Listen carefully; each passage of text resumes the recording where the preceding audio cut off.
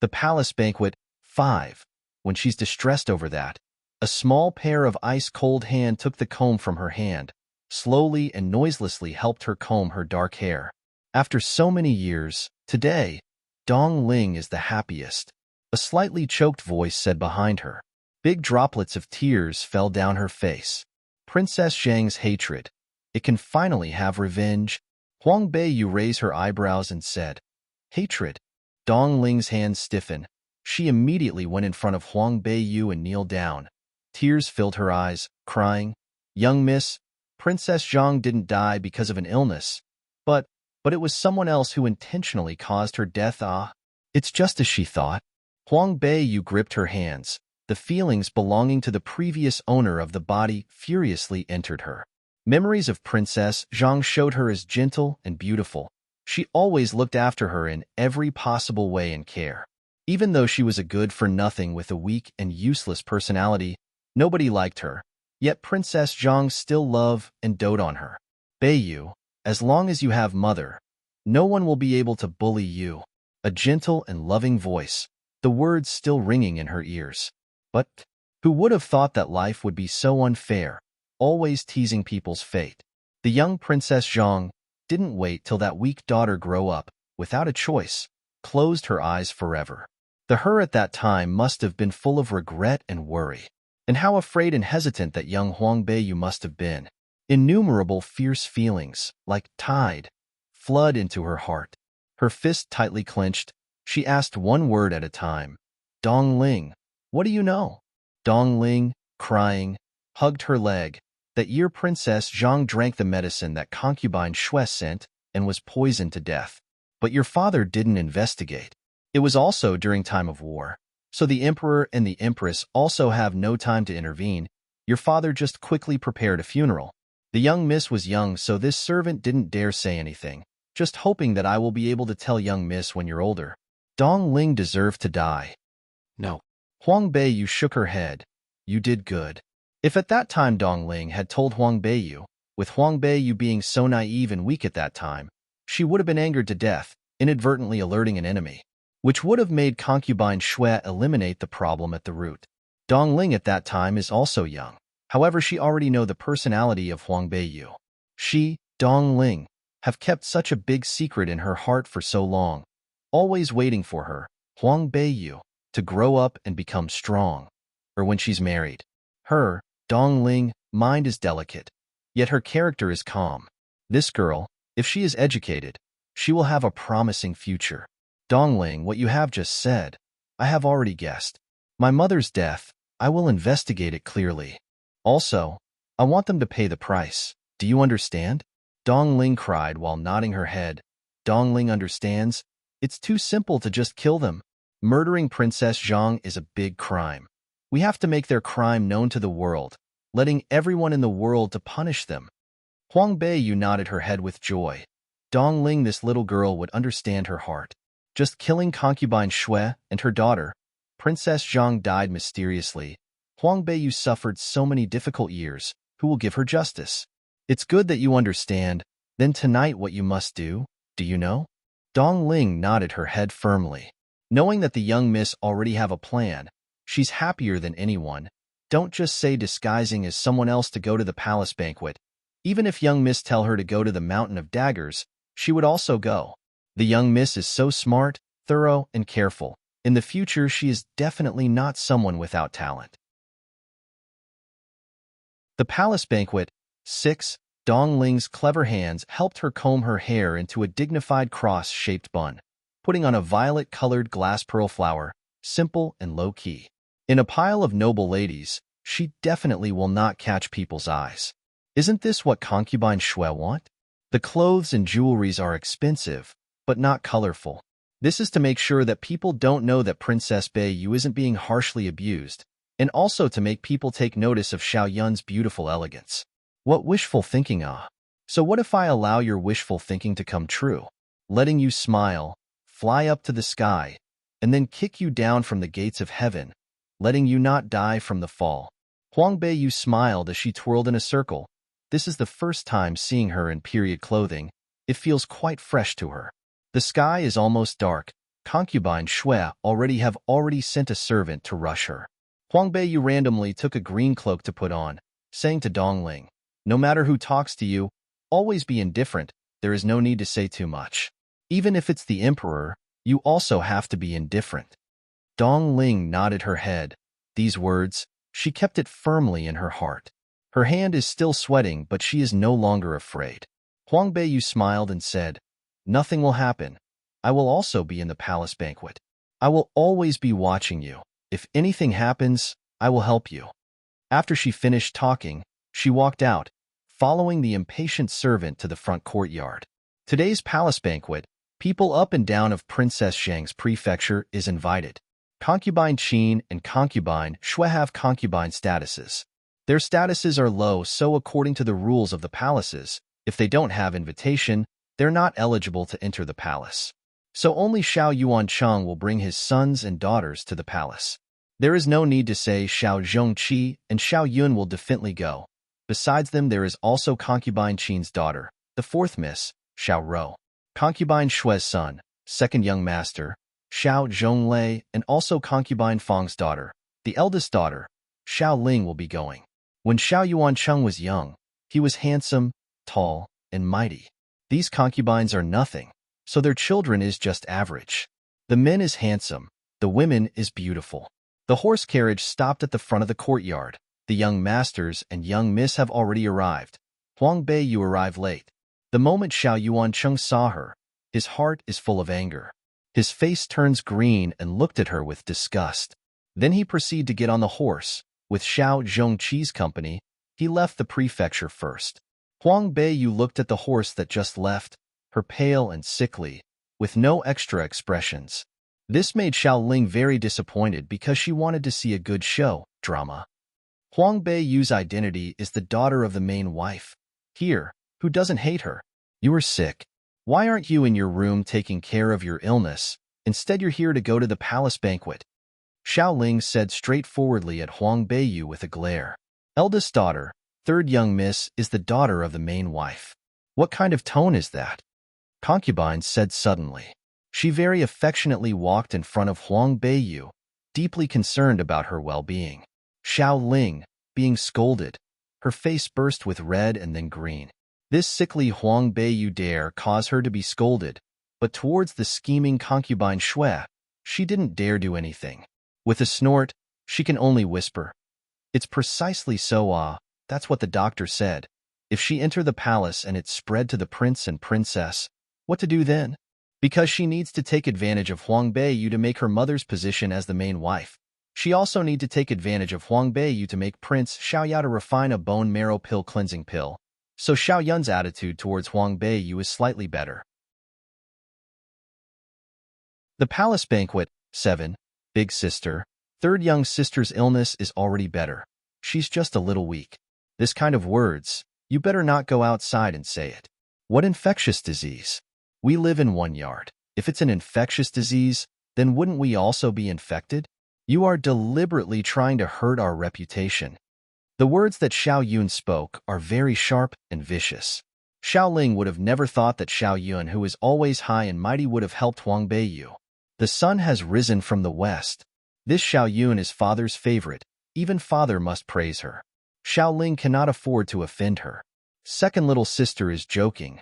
I'm just causally saying it. How could I dare to go out and say such things? She hates Xiao Yun to death in her heart. This Xiao Yun is just like Huang Beiyu. They're both born lucky. Huang Beiyu is the daughter of Princess Zhang, naturally the daughter of the main wife. And this little life is even more hateful. She actually have the blood lineage of a summoner. Hateful. Clearly they're all flesh and blood of Xiao family, yet she's a daughter of a concubine. But she doesn't even have a small amount of marital art gift, let alone the talent of a summoner. Saying it causally? I see that you're just sprouting nonsense all day. Going to the banquet you would just cause trouble. Why don't you just stay at home? Xiao Yun's words at home is very important because their father is her backer. So when Xiao Ling heard what she had just said, her face turned pale. Second young miss, don't be angry. It's almost time for the palace banquet. Quickly get on the carriage. Don't delay the time. Concubine Qin, who was at the side, quickly said, Then she gave Xiao Ling a glare. Stupid girl. Don't you see that Xiao Yun and her mother is pulling Huang Beiyu? Boldly trying to get into trouble. If not for her who gave birth to the fourth miss who is still young, then she wouldn't have brought Xiao Ling who only know how to recite Buddhist scripture from concubine Fong. She needs Xiao Ling to get acquainted with a powerful young master in the palace banquet in order to help her. She can't wait any longer. Xiao Yun already is about to be engaged with Nguogong's son. If this matter happens, concubine Shui will have a backing. She might even become the main wife. Humph. If Xiao Ling is able to be acquainted with the son of a big and powerful family, she will then adopt Xiao Ling as her own. By taking her as her own daughter, then she can also have a backing. With concubine Qin interfering, Xiao Yun then can't say anything. She and Huang Beiyu went on the same carriage. In the gorgeous carriage, she quickly took a peek at Huang Beiyu. The person she hates the most in her life is Huang Beiyu. But now she have to be nice to her. Today's palace banquet, Prince Xiao Yao will also be present. As a last resort, she must take this sick waste to go together. But a waste is a waste. Giving her silk, gauze, satin, gold and silver jewelry, she, Huang Beiyu, is still not comparable to her, Xiao Yun. This waste can be only used as a prop for her. After she finished taking advantage of her, she'll immediately kick her away. Huang Beiyu comfortably laid on the soft cushion of the carriage. Because of her pale face, it seems especially sickly, as if she's about to fall asleep.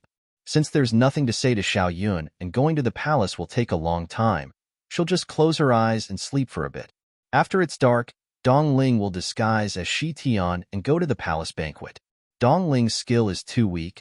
She will have to make some countermeasures. Ice. She silently called for the Ice Luan spirit bird in her heart. Go protect Dong Ling. If there's danger, you must immediately come out. You must not let her get hurt. Master, what will you do then? Most spirit beasts will not leave their master to protect another person. The palace banquet ate, however. The Ice Luan spirit bird and Huang Beiyu didn't make a life contract. He just obeys Huang Beiyu, so she can control him freely. I don't need protection for now.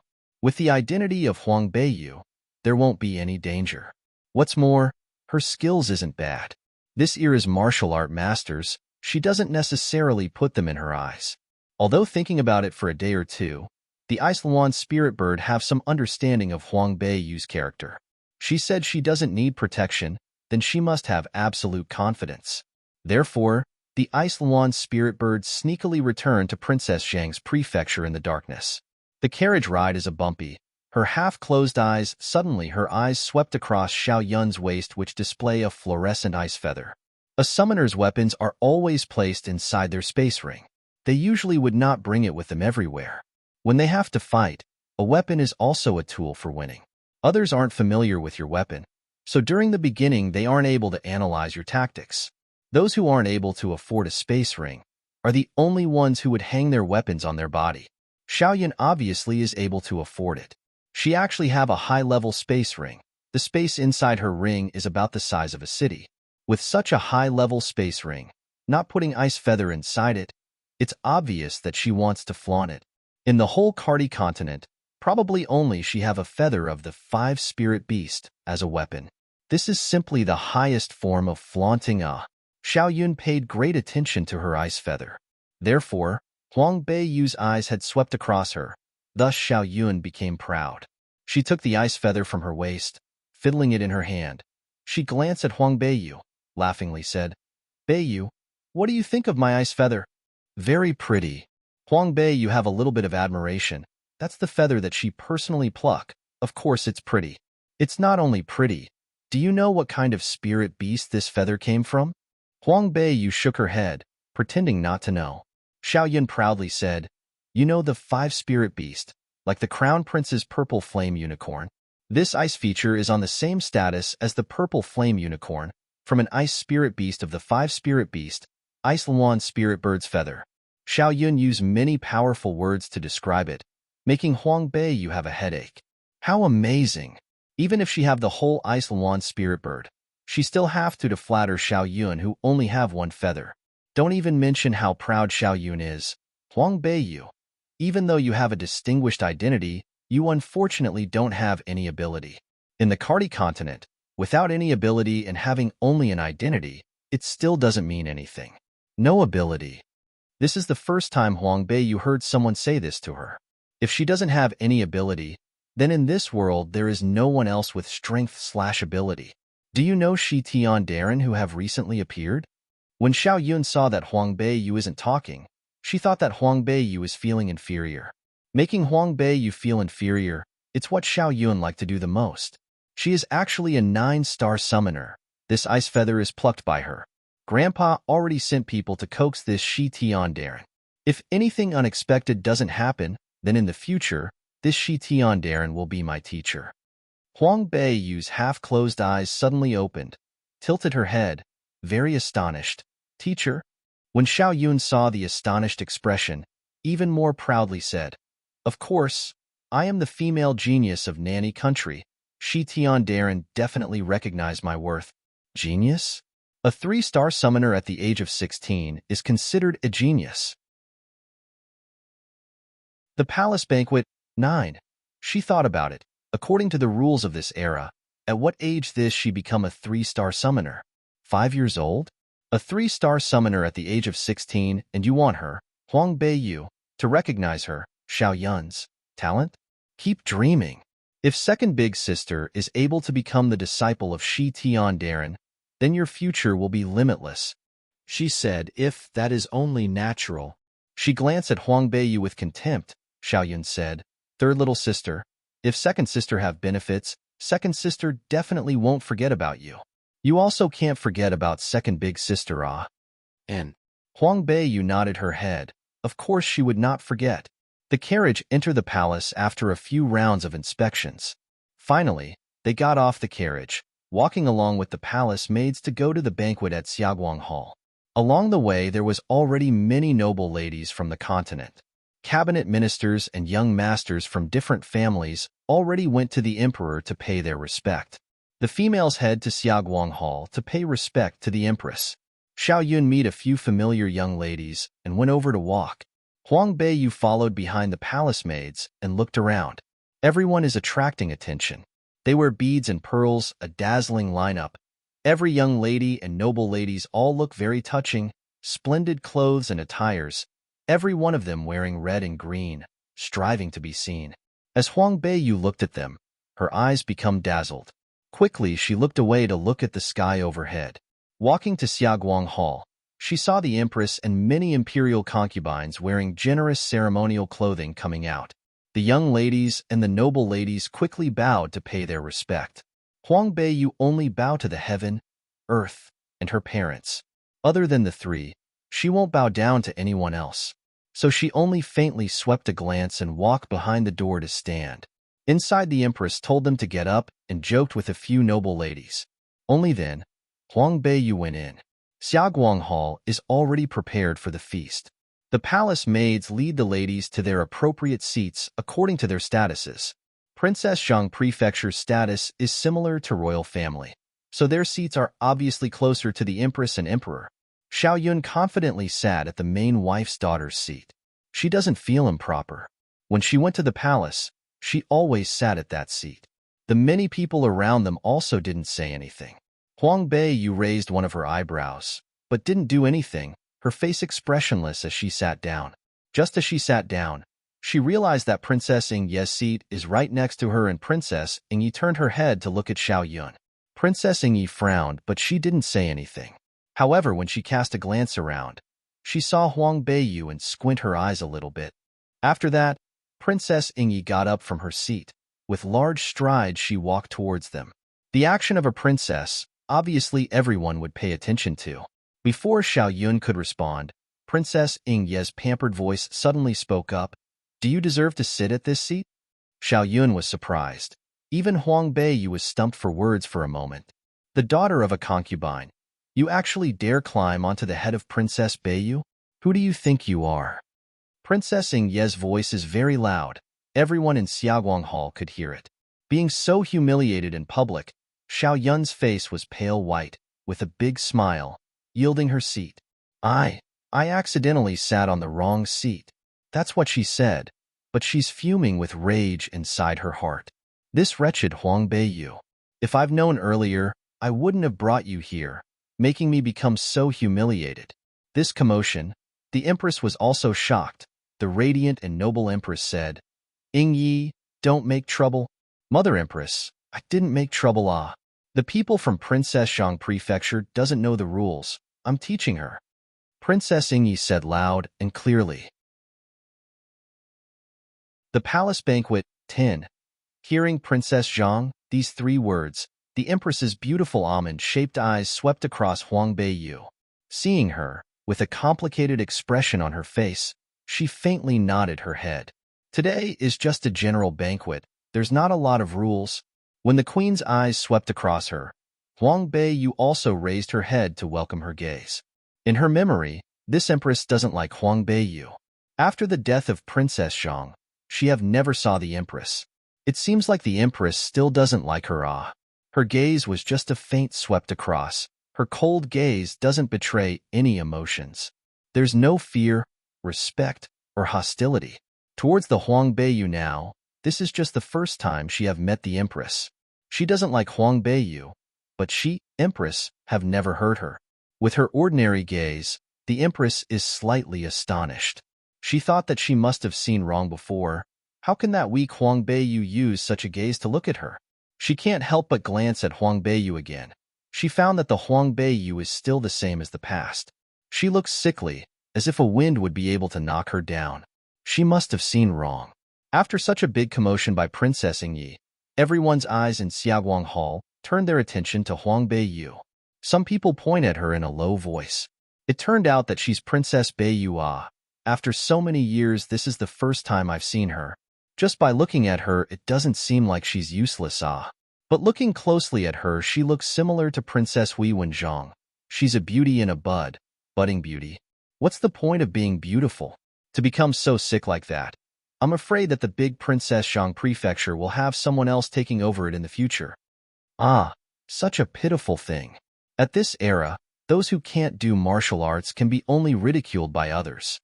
Princess Beiyu from the Princess Zhang Prefecture is a waste. Everyone in Lin Hui City knows that. That year, how glorious Princess Zhang was. This daughter, she really make her lose face. Being talked about like that, Huang Beiyu felt somewhat unsatisfied. She who is the 21st century's genius killer, yet here people think she's waste. Before she can turn around to give them a glare, news arrived that the emperor is here. Everyone in Xiaoguang immediately stood up. One by one they kneeled down to greet the emperor. The emperor laughed as he walked in. As he walked, he raised his hand and said, "Today you don't have to greet me, everyone rise." The females thanked the emperor. Huang Beiyu took this opportunity to look at the emperor. The memories and actually seeing the emperor with her own eyes is different. It's been a few short years that she haven't seen him.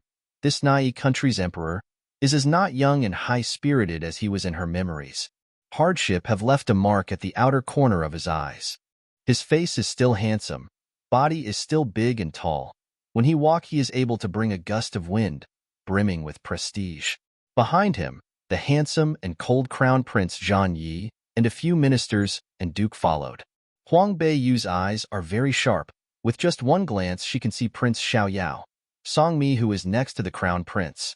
He wore an elegant black clothing. A faint smile could be seen at the corner of his mouth. With the arrival of the crown prince and Prince Xiaoyao, making the noble ladies in Xiaoguang Hall very moved. Of course, Xiao Yun is also one of them. The emperor went up to his dragon seat and sat down. He waved his sleeve and said, "Did all the guests arrive?" The eunuch next to him whispered, "Replying to your majesty, there is still Shi Tiandarin and Beiyao country's 9th prince who didn't arrive." Provocation from the strong, 1.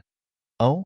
The emperor slightly narrowed his eyes. His expression is mysterious, worthy of being royalty. He showed no happiness or anger. Prince Xiaoyao went forward and said, reporting to the emperor, "Recently, the 9th prince is seriously ill, so he can't come on time. I hope your majesty won't blame him." Feng Lianyi and Prince Xiaoyao are good friends. It is well known in Nanny country. With the status of Prince Xiaoyao, since he has already opened his mouth to please, the emperor have to give him face. He laughed. "It's no bother. It's still early. I and everyone here will wait for the guests to arrive. Everyone shouted, "Long live the emperor," and then the emperor bestowed seats to the guest. Xiao Yuancheng with Xiao Zhongqi and Xiao Zhonglei took seats. When he saw the seat that Huang Beiyu was seating on, he coldly humphed and also saw Xiao Yun's face full of grievances, his heart full of fury. He said, "Yun, what's the matter?" Xiao Yun, who was full of grievances, said in a low voice, "Yun knows that she's only a daughter of a concubine. Before I accidentally sat at sister's seat, who would have thought I would be scolded by the princess? Father, Yun really did it by accident." Xiao Yuancheng already have a belly of anger towards Huang Beiyu. Now that he heard this, he is even more angry. He glared at her harshly. Huang Beiyu play with the wine cup in her hand. She coldly shoot a glance at him, said, "Emperor's son-in-law, right now it's the palace. It's a place with rules. You and I have different statuses. If the imperial censors sees you being disrespectful to me, be careful, they might look for you for trouble tomorrow." Xiao Yuancheng's body immediately fired up. He couldn't believe that this waste would say these kinds of words to him. He is her father. She actually dare bring out statuses and positions? Absurd. Huh. Huang Beiyu coldly turned her pupil to him. The corner of her lips display a mocking smile. Xiao Yuancheng is so angry that he's about to spit out blood. But in the palace, the emperor and the empress is here. How could he dare to be impudent? Xiao Yun, who was at the side, saw that her father also suffered a big loss. Her heart can't help but jump. An indescribable feeling of unease emerged. When Huang Beiyu saw that Xiao Yuancheng dared to become angry yet not say anything, she lowered her head and sneered, continuing to play with the wine cup. They deliberately speak in a low voice, so the people around them didn't find that anything was amiss. Crown Prince Zhan Yi walked up next to Princess Ing Yi and sat down. Princess Ing Yi immediately said, "Royal brother, this is Royal Annie's Beiyu. Do you still remember?" Huang Beiyu lifted her hand and saw Princess Ing Yi pointing her finger at her, talking to Zhan Yi. Zhan Yi coldly turned his head and glanced at her. There doesn't seem to be any change in expression. Since little, Huang Beiyu is a weak waist, which is different from his firm/unyielding temper. So he pays little attention to this Princess Beiyu. Separated for several years, when he saw her again, she still looked pale and sickly, only a pair of distinct black and white eyes which appears to be very clear. Out of courtesy and due to the respect to the deceased Princess Zhang, Zhan Yi said, "I heard that your health isn't good. Has it become better?" The youngster's concern is cold, but the emotions aren't fake. It is merely that he always have this indifferent personality. Huang Beiyu's heart feel a little bit warm, nodded her head. "It has gotten better. Many thanks for the crown prince's concern." The voice is soft, but it sounded somewhat familiar. Zhan Yi can't help but give her another glance. With this glance, he suddenly discovered that the young lady in front of his eyes looks beautiful, with flesh of ice and bones of jade. Wonderful red lips. Her figure is petite and exquisite, temperament cold and clear, cold to the point that she is different from the Huang Beiyu in the past. Provocation from the strong too. In the past, when Princess Zhang brought her to the palace, whenever that small girl saw him, she would always bear a somewhat fearful and somewhat shy expression. If there is anger behind his words, it would frighten her enough for her to weep. However, the present Huang Beiyu actually dare lift her clear eyes and look at him face to face. There isn't the slightest bit of weakness of shyness from the past. Everyone says that a girl changes 18 times between childhood and womanhood. It seems that after the death of Princess Zhang, she has slowly grew up and changed. Zhan Yi doesn't know why, but his heart is somewhat happy.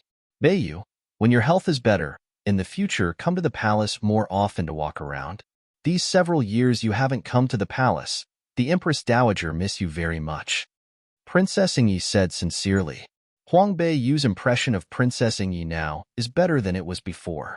Although Ing Yi is unruly and headstrong, she is straightforward, upholds justice, and dares to do anything. People with honest temperaments, Huang Beiyu appreciates them. When she's about to nod, a eunuch ran in to report, "Your Majesty, Prince Yi has arrived. Shi Tiandarin has also arrived." Xiaoguang Hall suddenly fell silent. The emperor is overjoyed and stood up. With long strides he walked down and personally went out to greet him. It seems like all the countries value experts and talents. It is definitely true. Huang Beiyu noticed that in front of her, several people who are wearing magnificent garments. A group of elderly princes and aristocrats are seated together immediately catches people's eyes, each and every one of them sitting upright and still. Huang Beiyu is able to clearly distinguish the aura of experts. Although those people didn't emit aura of death, their manners belong to that of an expert. They couldn't hide it. It seems that they're all Nani countries experts. With that kind of imposing manners, their strength is probably above 8 stars.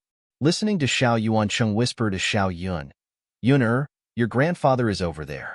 Later go over there and pay your respect to him." "I understand, father." Xiao Yun agreed immediately. Xiao Yuancheng happily said, "Since your grandfather have came to the palace banquet, it seems like he broke through to the rank of an 8-star summoner. Grandfather's summoned beast is Raging Inferno Leopard. That is a rank 12 spirit beast. With grandfather's current strength, if he fought against a 9-star summoner, it would be hard to know who would win or lose." Xiao Yuanqing nodded his head. That proud and arrogant look on his face made it seem as if he himself have become a 9-star summoner.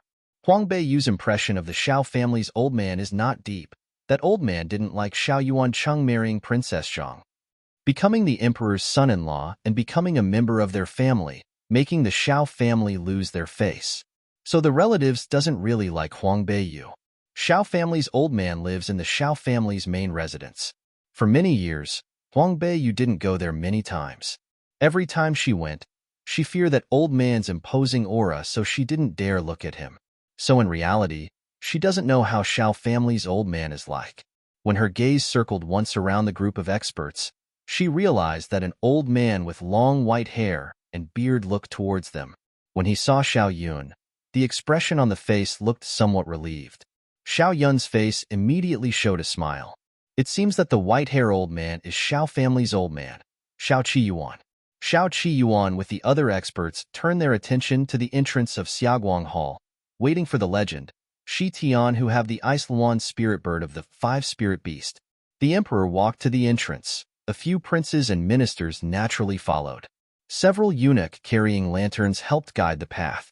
Slowly, a petite figure whose whole body is shrouded in a black cloak entered their line of sight. Elegant and mysterious, proud and cold. Sure enough, it's just as the rumor says. Sir Shitian, we, Imperial we, waited a long time. Provocation from the strong Fi. Sir Shitan, we have been waiting for you for a while. A grand emperor of a country, cupping his hands and stooping to greet her. Thus it can be seen that he cherished people with talent and ability. Behind him, the imperial family, aristocrats, civil and military officials saw the emperor salute. How could they not follow? One after another, they bend their back to salute. Yet the mysterious Shi Tiandarin only slightly nodded her head. Proud, indeed proud. The emperor didn't become angry. With a joyous appearance, he invites Sir Shi Tian to come in. His seat is bestowed next to the crown prince and Princess Yingyi. Huang Beiyu let out a breath. Before she was worried that Dong Ling won't be able to act it out, now she can rest assured. After Dong Ling came in, Beiyao country's hostage prince, Feng Lianyi came in. 2 eunuchs in the front held the lantern. He wore a chong pao that is creamy white. The collar and the cuff are both embroidered with silver silk with clouds that represent power and good fortune. A cyan-colored broad brocade is tied around his waist. His jet black hair was tied up. He wore a silver crown with precious jade embedded in it. The white cloud is just like a bright moon. In contrast, he is bright, clear, and handsome.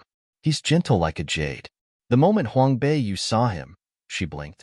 Isn't that the mysterious man that appeared in Princess Zhang Prefecture's ancestral hall? Even she couldn't detect this expert. But the him today feels different from the him from the other time. The man from that day is handsome but have an evil aura. His expression was full of killing intent, a very dangerous man. However, the him today is a modest nobleman, as gentle as a jade. It seems like the people who wear a mask isn't just Huang Beiyu. When Feng Lianyi arrived, a few Nani countries' nobility got up one after another to greet him. His relationships with others are pretty good. He smiled as he walked to the seat next to Prince Xiaoyao.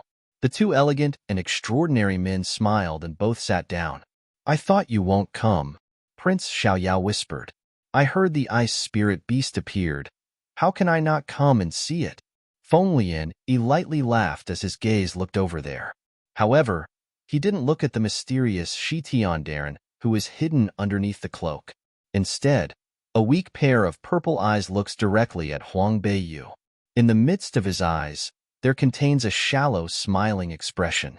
Huang Beiyu also coldly looked at him. In between them is open space. In the middle of the brilliant light, the two people who wore invisible masks sized each other up.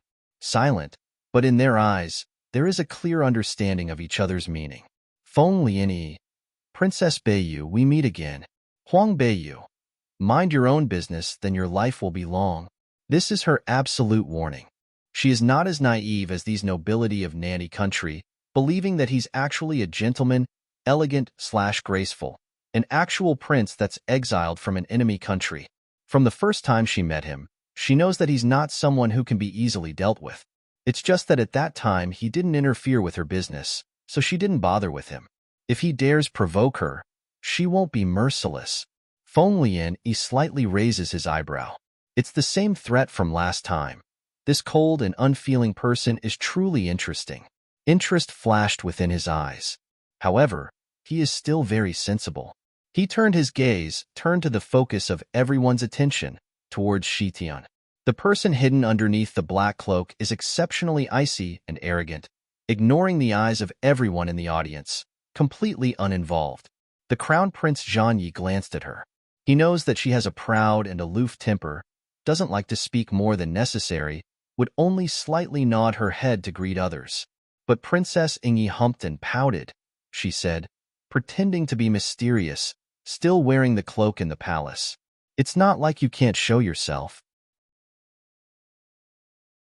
Provocation from the strong four.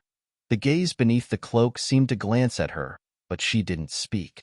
Huang Beiyu looked at Dongling with satisfaction. "That's right, just like that, just deal with it coldly.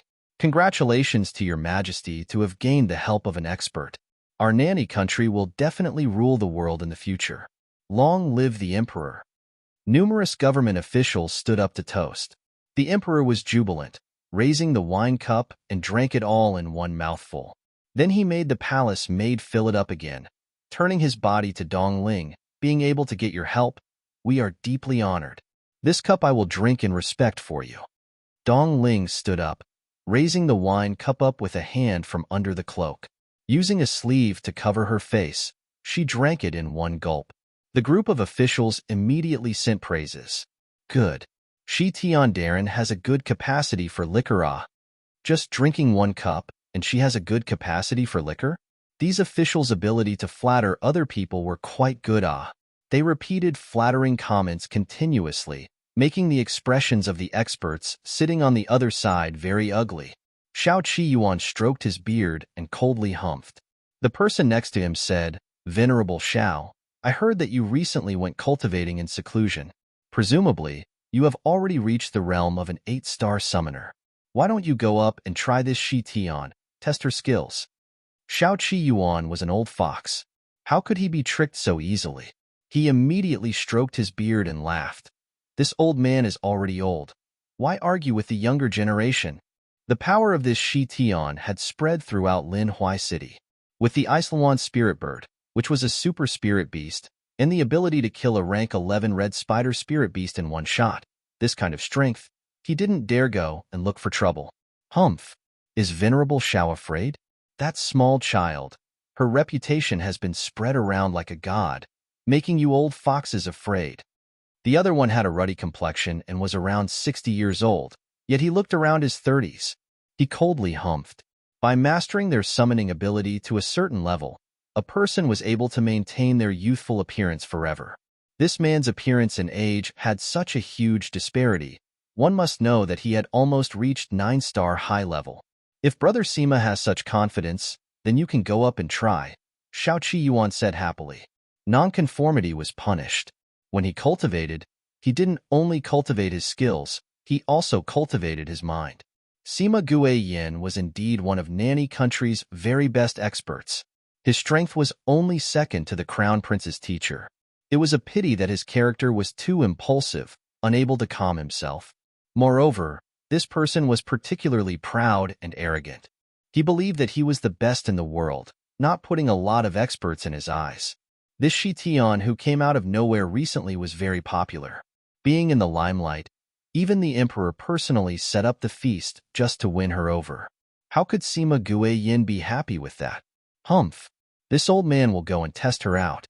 Sima Yin picked up the wine jug, took a big sip, crudely wiped his mouth clean, smashed the jug and stood up. His action was aggressive, immediately drawing the attention of others. Even the emperor, who was happy, turned to look at him.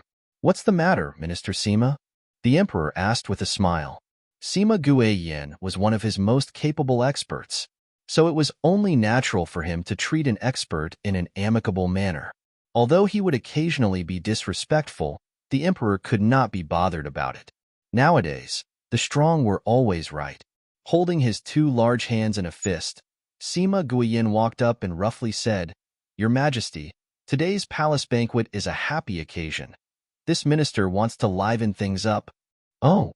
Hearing that these arrogant summoners wanted to liven things up in the banquet, the emperor immediately beamed with joy. "Minister Sima, how do you want to liven things up?" Sima Yin pointed his large hands at Dongling and said, "I want to challenge her." Provocation from the strong 5. Once those words came out, the entire Xiaoguang hall became silent. Everyone's gaze turned towards Sima Yin. This Sima Yin liked to put himself in the limelight. As expected, he would challenge the newcomer, Shi Tian Daran. In the past few years, every time an expert appeared in Nanny Country, this Sima Yin would always challenge them. His strength was strong enough, thus he basically never lost. People called him Nanny Country's undefeated general. While Huang Beiyu was in the Buji air market, she had heard of this person's name. Rumors had it that his strength would soon break through to 9 stars and enter the yellow stage. He would become Nanny Country's first yellow stage expert in 50 years. The brute force from his body was quite frightening. His element attribute was lightning, and he had a rank 11 lightning attribute spirit beast, raging 7-tailed dragon. In Nanny Country, he was able to do whatever he desired. Although the raging 7-tailed dragon wasn't one of the 5 spirit beasts, the dragon race had always been one of the strongest spirit beasts. Within Nanny Country, there were few spirit beasts that were able to stay arrogant and unyielding after seeing Crown Prince Zhang Ye's purple flame unicorn. But Yan's raging 7-tailed dragon was one of them. Such a terrifying strength, she wasn't certain that she would win. But if it was Dongling, it was even harder to say. Huang Beiyu frowned. This Sima Yin was sure hard to deal with. The emperor hesitated a little. In fact, he also really wanted to see the extent of Shi Tian's strength. However, it was slightly hard for him to do that because he hadn't grasped Shi Tian's personality. What if this Sima Yin didn't know the severity of this and angered Shi Tian, leading to Shi Tian leaving Nanny Country because of that? Then wasn't that a big loss? What should he do? Everyone else had already begun to discuss in a low voice. Yin Daran and Shi Tian Daran, it will definitely be an incomparably wonderful battle. Who exactly is a little stronger? Shi Tian Daran has the Ice Luan spirit bird but Yin Daran is about to enter the yellow stage. The raging 7-tailed dragon also isn't easy to deal with. TSK. Tonight's trip has been worthwhile. Hearing the numerous discussions around him, the emperor understood that this challenge was unavoidable. Secretly in his heart, he thought that Sima Yin was acting too willful. Since it was impossible to stop halfway, if he didn't agree, it would make Yin unhappy. He is very important to Nanny Country. The Sima's challenge, The emperor stroked his beard, slowly looking towards Dongling. Does Sir Shitan accept? If Shi Tian refused, then Sima Yin couldn't do anything about it. In the Karti mainland, if one side declared a challenge and the other side didn't accept, the challenger couldn't use force. This was ancient law, and no one had ever broken it. However, if the other party didn't accept the challenge, he or she would be a laughingstock. Under the black cloak, strangely tranquil. The mysterious Shi Tiandarin was cold and quiet. One didn't know if she would agree. In fact, no one saw that under the cloak, Dong Ling was tightly clutching her hands together. She was so nervous that she didn't know what to do. That is Nanny Country's most famous, undefeated general, Sima Gue Yin Ah. This kind of challenge, how could she dare accept? Wasn't that deliberately going up to throw away one's life? What should she do? Young miss, please quickly think of a solution. Dong Ling could now only hope that Huang Beiyu could quickly come up with a solution. Her strength was weak, and she didn't have the blood of summoners. Her martial arts skill was also very ordinary. Provocation from the strong 6. Letting her pretend that Shi Tian was able to do it was within her means. However, if she had to actually handle this, it would be impossible. At this time, most of the discussions turned into encouragement towards Shi Tian to accept the challenge. The major families that were present, including the royal family, wanted to see the Shi Tian's ability with their own eyes. Even Xiao Yaowang shook his fan. To Feng Lian, he said, who do you think is more powerful? Feng Lian, drank the wine in the cup. After hearing what was said, he faintly smiled. That is hard to say. When did you become so hesitant? How about we make a bet? If I win, then you will have to play 20 rounds of chess with me. How's that? There was a smile on Feng Lianyi's face as he said, what if I win? If you win, I will help you do one thing, anything. What do you think? Okay. Feng Lianyi paused and said, I bet on Shi Tian. Ha ha ha. Xiao Yaowang laughed heartily. Folding his fan, okay, then I will bet on our Nanny Country's undefeated general, Sima Gue Yin. After they had set their bet, everyone else followed suit. Princess Ingyi clapped her hands excitedly. Royal brother, who do you think will win? Crown Prince Zhang Yi looked towards Shi Tian and said, Sir, Shi Tian hasn't accepted the challenge yet. With her cold and clear temperament, would she accept the challenge? Sima Gue Yin's strength was quite strong. Even his teacher had said that Sima Gue Yin wasn't someone to be trifled with. Even within the entire Cardi continent, he was considered strong. He was somewhat worried for Shi Tian since Sima Gue Yin's raging seven-tailed dragon was very violent. Its combat style was ruthless and fierce. If she wasn't careful, the spirit beast might hurt her immensely. Shi Tian, you don't have to accept this challenge, Zhang Yi quietly said. Royal brother, if she doesn't accept, then she'll lose all her face. You also don't want Shi Tian to lose face, right? Everyone wants to see their combat. Ingyi hurriedly said that because she really wanted to see Shi Tian's true abilities. In order to raise her eager mood, Princess Ingyi unexpectedly pulled Huang Beiyu's hand and asked, Beiyu, do you want to watch? Huang Beiyu glanced at Dong Ling. The corner of her mouth quirked up. Of course I want to watch. I am very happy to see the combat between Sir Shi Tian and Sir Gue Yin. I believe it will be wonderful. Dong Ling's body was faintly shocked. What does young Miss meant by saying this? Is it to tell her to accept the challenge? But how could she have the ability to battle with Sima Gue Yin? Even though Sir Gue Yin's dragon is very strong, Sir Shi Tian's Ice Luan spirit bird is one of the 5 spirit beasts. Huang Beiyu said, tilting her head. Don't be afraid, Dong Ling. Just go. I will take care of everything. Since she had dared to make Dong Ling pretend to be Shi Tian, she had already thought about the various circumstances that might arise, including countermeasures. She wasn't the type that was bold but not very astute, making decisions randomly. Hearing what she had just said, Dong Ling's heart calmed. She knew that young Miss said that because she had a plan. She no longer hesitated and stood up. The long black cloak covered her whole body, grim and austere. Seeing her stand up, Sima Guiyin's eyes lit up, laughing. Sir Shi Tian is a really straightforward person. The emperor smiled with satisfaction. Today's combat, good luck to you both. Since Shi Tian dared to accept the challenge, then it meant that she was living up to her reputation. These two people were both indispensable talents in Nanny Country. The emperor didn't want to see either side getting injured. Servants quickly came out to clean the open area, which was used for performances. Provocation from the strong 7. Sima Guiyin laughed loudly. slowly walking down the flight of stairs to reach the testing field. Dong Ling glanced at Huang Beiyu under her black cloak as Huang Beiyu curved her lips slightly into a smile. This expression allowed Dong Ling to rest assured as she began to walk calmly. Yin, you know what to do, right? In her heart, Huang Beiyu summoned Yin in the forbidden Blackwater prison. With a gasp, the nightmare's voice was filled with dark magic. Humph. If want me to help you, then you have to agree with my previous condition. I will think about it. Think of it as me giving you a step. You better go quickly. Otherwise, if I have to go up there myself, I won't even consider it. Humph. Sneaky little girl. Yan's nose was gasping heavily. Then he slowly backed away, blending into the darkness. Coming from the darkness, a low-pitched voice said, I need to borrow your black jade. Inject all the vitality from your body into it. Huang Beiyu smiled lightly. With one hand holding the black jade tightly, she injected all her weak vitality from her body into it. The space inside the black jade expanded infinitely. When her vitality entered into the dark space of the black jade, it produced a large vortex. This large vortex rotated constantly, becoming bigger and bigger.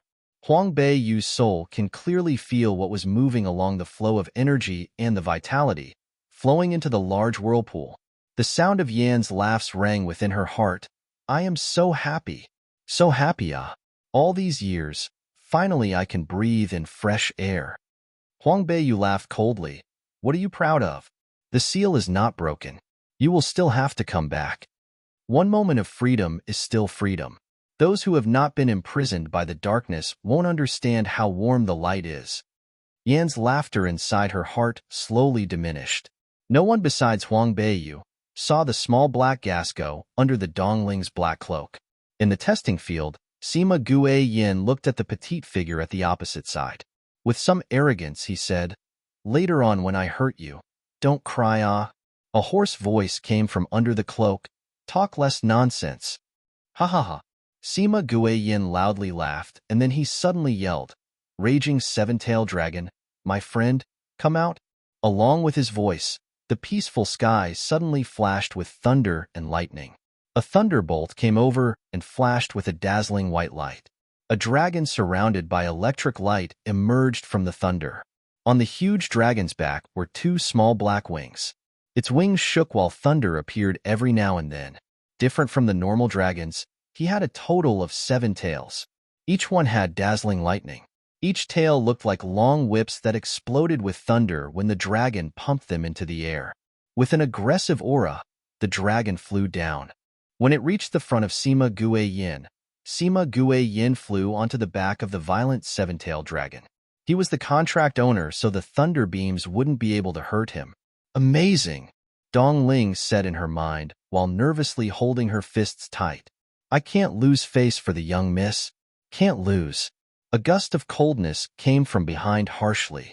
The giant ice Luan spirit bird flew down from the sky, its body formed of ice and snow.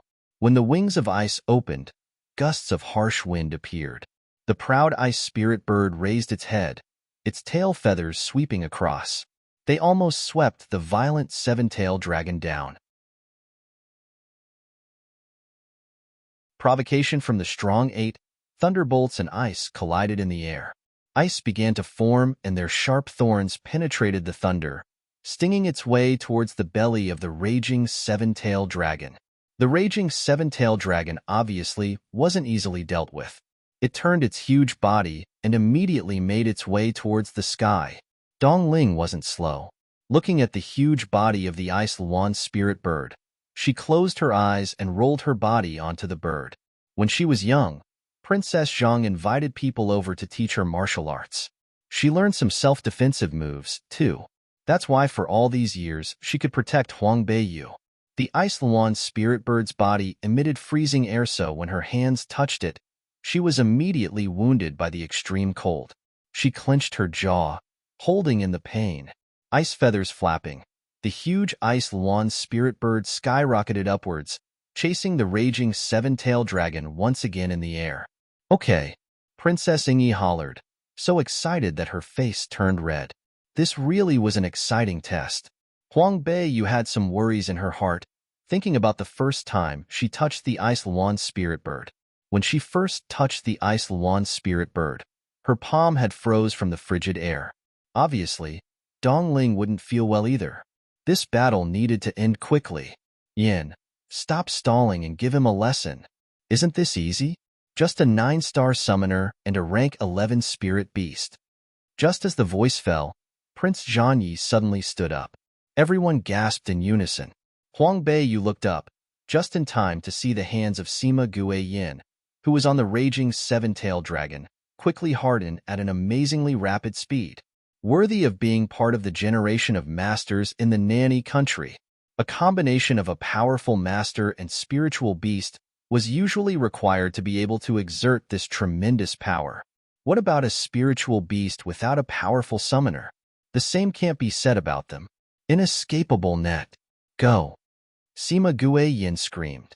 He quickly waved his hardened hands.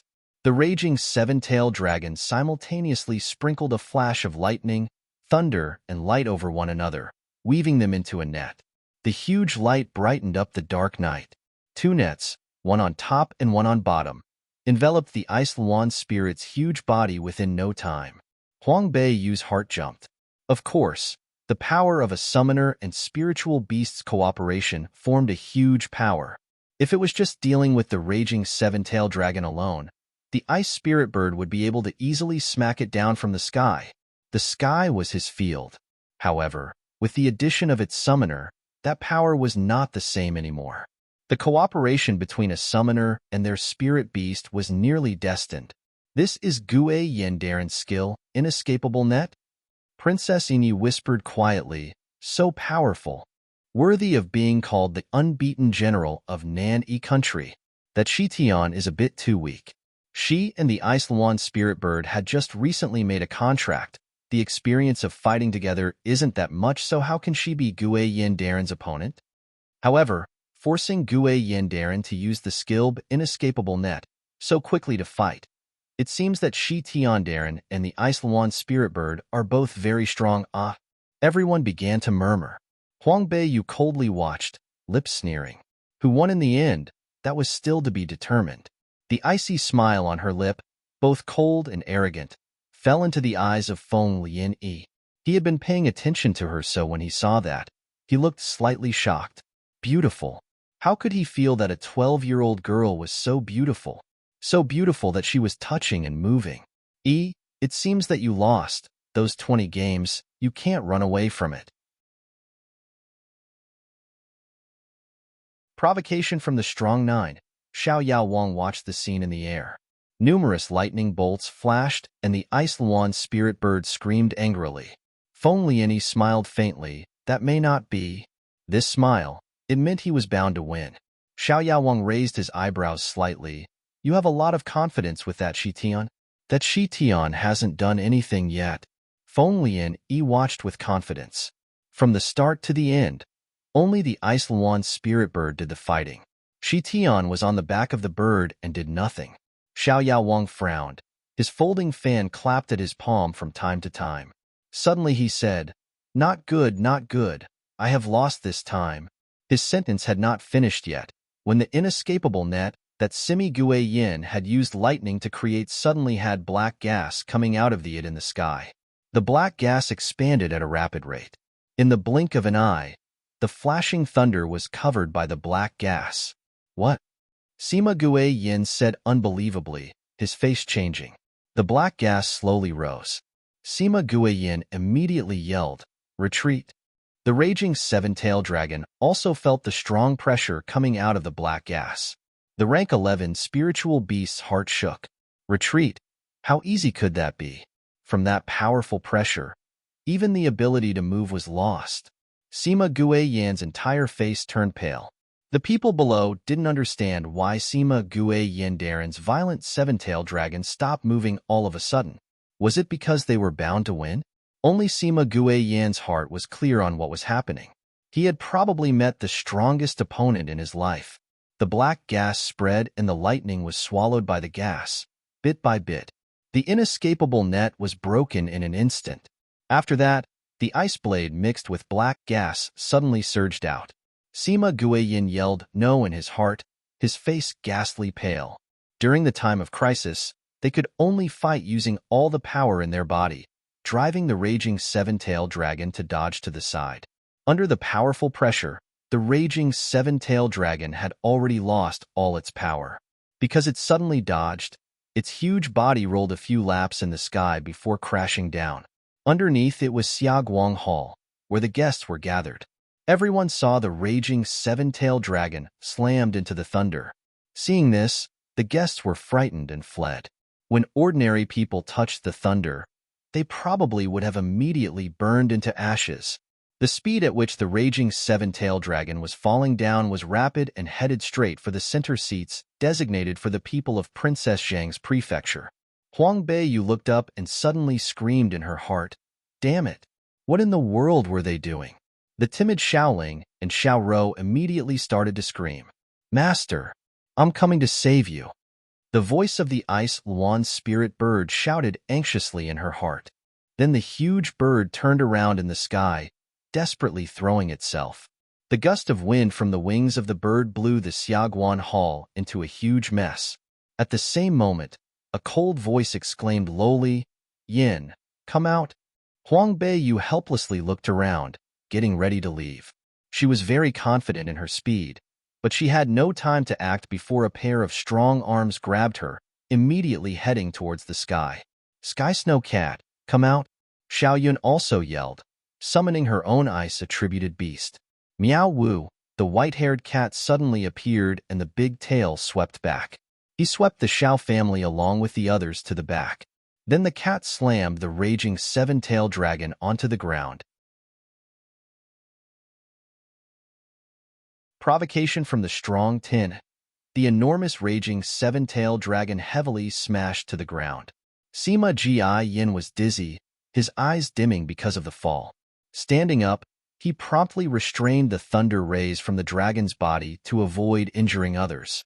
When the Ice Luan spirit bird dived down to save Huang Beiyu and saw that she was saved by Zhang Yi, it flapped its wings and took to the sky once again. The panic didn't bring about any casualties. After the shock, the emperor immediately opened his mouth to ask, "Sima Qing, are you all right?" His tone still carried quite a bit of shock. No one would have thought that Nanny Country's undefeated general, Sima Guiyin, would unexpectedly lose so miserably. Even people with spirit beasts had been beaten down from the sky to the ground. Sima Guiyin knelt on the ground. Lowering his head, big beads of sweat dripped down from his forehead. This was all forced out because of the immense pressure from the black gas. "This servant is fine." Sima Guiyin shook his head with disappointment. After quite a while did he raise his head. He faced the person in the black cloak on the back of Ice Luan's spirit bird and said, "I lost." The person under the black cloak didn't say anything, faintly waved her hand without saying a word. Confidently and at ease, she urged the Ice Luan's spirit bird to leave. Sir Shitian, the emperor wanted to urge him to stay, but the speed of the Ice Luan's spirit bird was fast. He just started talking when that white-as-snow shadow was already gone. The emperor couldn't help but be disappointed. Huang Beiyu secretly worried that Dongling had left so fast was because of the extreme cold from the Ice Luan's spirit bird's body harmed her. This time, Zhang Yi saved her, which was a big surprise to her. In her memories, Crown Prince Zhang Yi and Huang Beiyu hardly had any close friendship. She didn't know that Zhang Yi did it subconsciously. Seeing that her thin and weak silhouette was on the verge of being hit by the falling raging seven-tailed dragon, he didn't even hesitate to summon the purple fire unicorn in order to save her. Maybe it was because she was the only child that his royal aunt had left in this world. That was what Zhang Yi had said to himself to justify his action. But this action of his made many people in Xiaoguang Hall raise their eyebrows in surprise. Xiaoling was so angry that she stomped her foot the moment it happened. She was right next to Huang Beiyu. However, the crown prince only saved Huang Beiyu. He didn't see her at all. Xiaoyun also coldly humphed. Her heart suddenly wished that the raging seven-tailed dragon had fallen down and smashed Huang Beiyu to death. Why would the crown prince only save that waste? Only the crown prince himself would know the answer to that question. The purple fire unicorn landed on the ground. Zhang Yi quietly whispered, I apologize. After that, he wrapped one hand around her waist. While holding her, they both jumped down. Only when they stood steadily on the ground did he let her go. A feeling of warmth flowed into her heart. Huang Beiyu understood in her heart. Crown Prince Zhangyi thought that she didn't know martial arts and that her body was weak. Therefore, he immediately summoned the purple fire unicorn to save her. It doesn't matter if this action stemmed from family love, because of Princess Zhang, or if he just simply sympathized with her. In her heart, towards this cold and handsome youngster, he scored a perfect 100. The youngest 9-star summoner in the Karti continent, Nan-E country's respected crown prince. This youngster's strength, appearance, and his heart, she incomparably admired. After he set Huang Beiyu down, he walked towards the emperor and empress without saying a word. Staring at his back, the corners of her lips curved up into a little smile. The crown prince only saved you because you were nearby. Don't think too much into it, Xiao Yun said with a sour taste in her mouth. A fool. No one would sacrifice their lives in vain. Lingyang College. 1. Huang Beiyu smiled slightly. Her eyes swept across Xiao Yun's face, which was beautiful but led her to hate it. The one who was rescued was me. Why do you care so much? You? Xiao Yun was speechless. The Huang Beiyu from before would never dare to speak to her in such a way. Now, this girl is becoming more and more arrogant. Her original intention was to teach Huang Beiyu a lesson while everyone was in chaos. However, from her peripheral vision, she saw Xiao Yao Wang and Beiyao country's 9th prince heading towards here. She hurriedly arranged her appearance and stood up straight, holding the fluorescent ice feathers in her hand, followed by the rank 4 spiritual beast, Sky Snow Cat. The match between the person and the beast was very eye-catching. Some noble ladies stared at the pair enviously. Xiao Yun recalled concubine Shue's words. Xiao Yao Wang would help her because of Princess Zhang's face. Therefore, she quickly grasped Huang Beiyu's hands and her language was soft. Third sister, did that scare you? Are you hurt anywhere? Huang Beiyu had an arrogant personality. She doesn't like interacting with other people. When Xiao Yun suddenly grasped her hands, she immediately rejected her hands harshly, brushing her hands off. Due to the huge movement, Xiao Yun wasn't prepared and suddenly fell backward. If not for Xiao Yao Wang, who was walking past coincidentally and held her, she would have fallen and made a fool out of herself in front of everyone. Huang Beiyu's actions led everyone to gasp. No one ever knew that waste in Princess Zhang's prefecture was so fierce. Even if she didn't appreciate her sister's concern, no one expected her to push Xiao Yun. Xiao Yuancheng was holding in a stomach of unhappiness. He was afraid to release it on Huang Beiyu. Snatching the right opportunity, he angrily stated, Beiyu, your sister was just asking how you were. What's that attitude right there? Huang Beiyu, as usual, didn't care about what other people thought about her. Once hearing this, she coldly laughed. However, the sound was still soft and innocent like a girl. I was almost crushed to death by the huge dragon. Father doesn't care yet when I just happened to push the second sister one time. Father is that angry?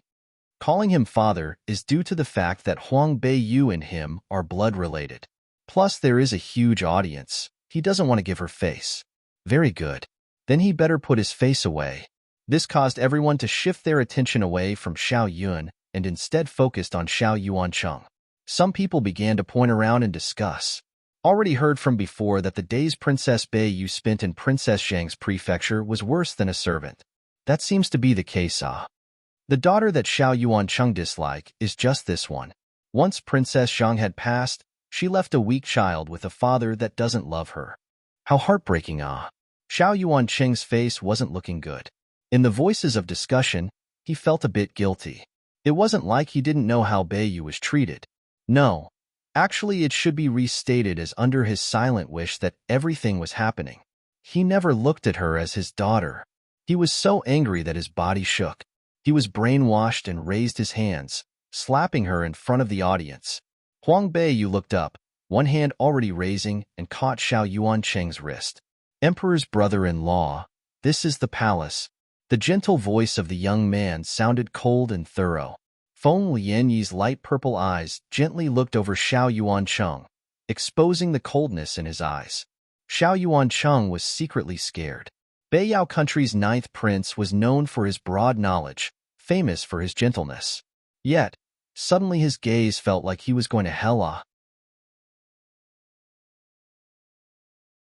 Lingyang College, 2. Xiao Yuancheng deeply quivered. The quivering awakens his mind. Suddenly, lingering fear hit him. He realized that this is in the palace. If he really did hit Huang Beiyu, and the emperor knows of it, then he will. Xiao Yuancheng was so scared that his legs had gone a little soft. He realized that being at home and being in the palace is different. Seeing that both his hands and legs had gone soft, Feng Lian let go of his hand. Stepping back, he smiled faintly at Huang Beiyu. Princess Beiyu was probably startled before. Is that why she accidentally pushed the second young miss? Huang Beiyu saw all his actions in her eyes. If it's anyone else, she would be grateful. But towards this Beiyao country's ninth prince, she isn't able to feel any gratitude. If he didn't help her, Xiao Yuancheng still won't be able to hit her. Inside her heart, she understood that Feng Lian wanted to help her. He also especially gave her a path out. In today's situation, everyone's sympathy is already on her side. That Xiao Yuancheng is a brainless idiot. He shouted, made a ruckus, and wanted to hit her. She is the daughter of the main wife in Princess Zhang's prefecture. However, he is a father who doesn't care about her life and death. Instead, he yelled at her and hits her. This is what everyone had witnessed. If she admitted that she accidentally pushed Xiao Yun because she was too startled, then from now on, Princess Beiyu will receive sympathy from everyone from Nanny Country. If it had been the previous Huang Beiyu, she might have needed this kind of sympathy. But now it's her. She never needed any kind of sympathy. Seeing Feng Lianyi's pair of dreamlike light purple eyes, Huang Beiyu just coldly said, I just don't like other people touching me. The tip of Feng Lianyi's eyebrows raised. The corner of his smile gradually deepened. Sure enough, she is a child with high self-esteem, not allowing other people's sympathy and pity to trample on arrogance. This arrogant and cold little girl, she is becoming more and more interesting. When Xiaoyan heard Huang Beiyu say this, her heart immediately rejoiced. She is really a fool. In a situation like this, she really doesn't know how to take advantage of this opportunity. You deserve it. Your entire lifetime, you will be rubbish. Thinking, Xiaoyun pretended to look really wronged. Choking with sobs, she got up. Because Xiao Yaowang had reached out to help her before so she didn't fall down. Due to this, she seized this opportunity to approach Xiao Yaowang. She put on a face which is cute and helpless looking. Second little sister, no matter what, second older sister is very concerned about you. As long as you didn't get hurt, then I'm relieved. Huang Beiyu glanced at her, her mouth twitching. These two father and daughter pair, one is a brainless fool and the other one is an actor. When are they going to finish? Too lazy to care, she turned her body, wanting to leave.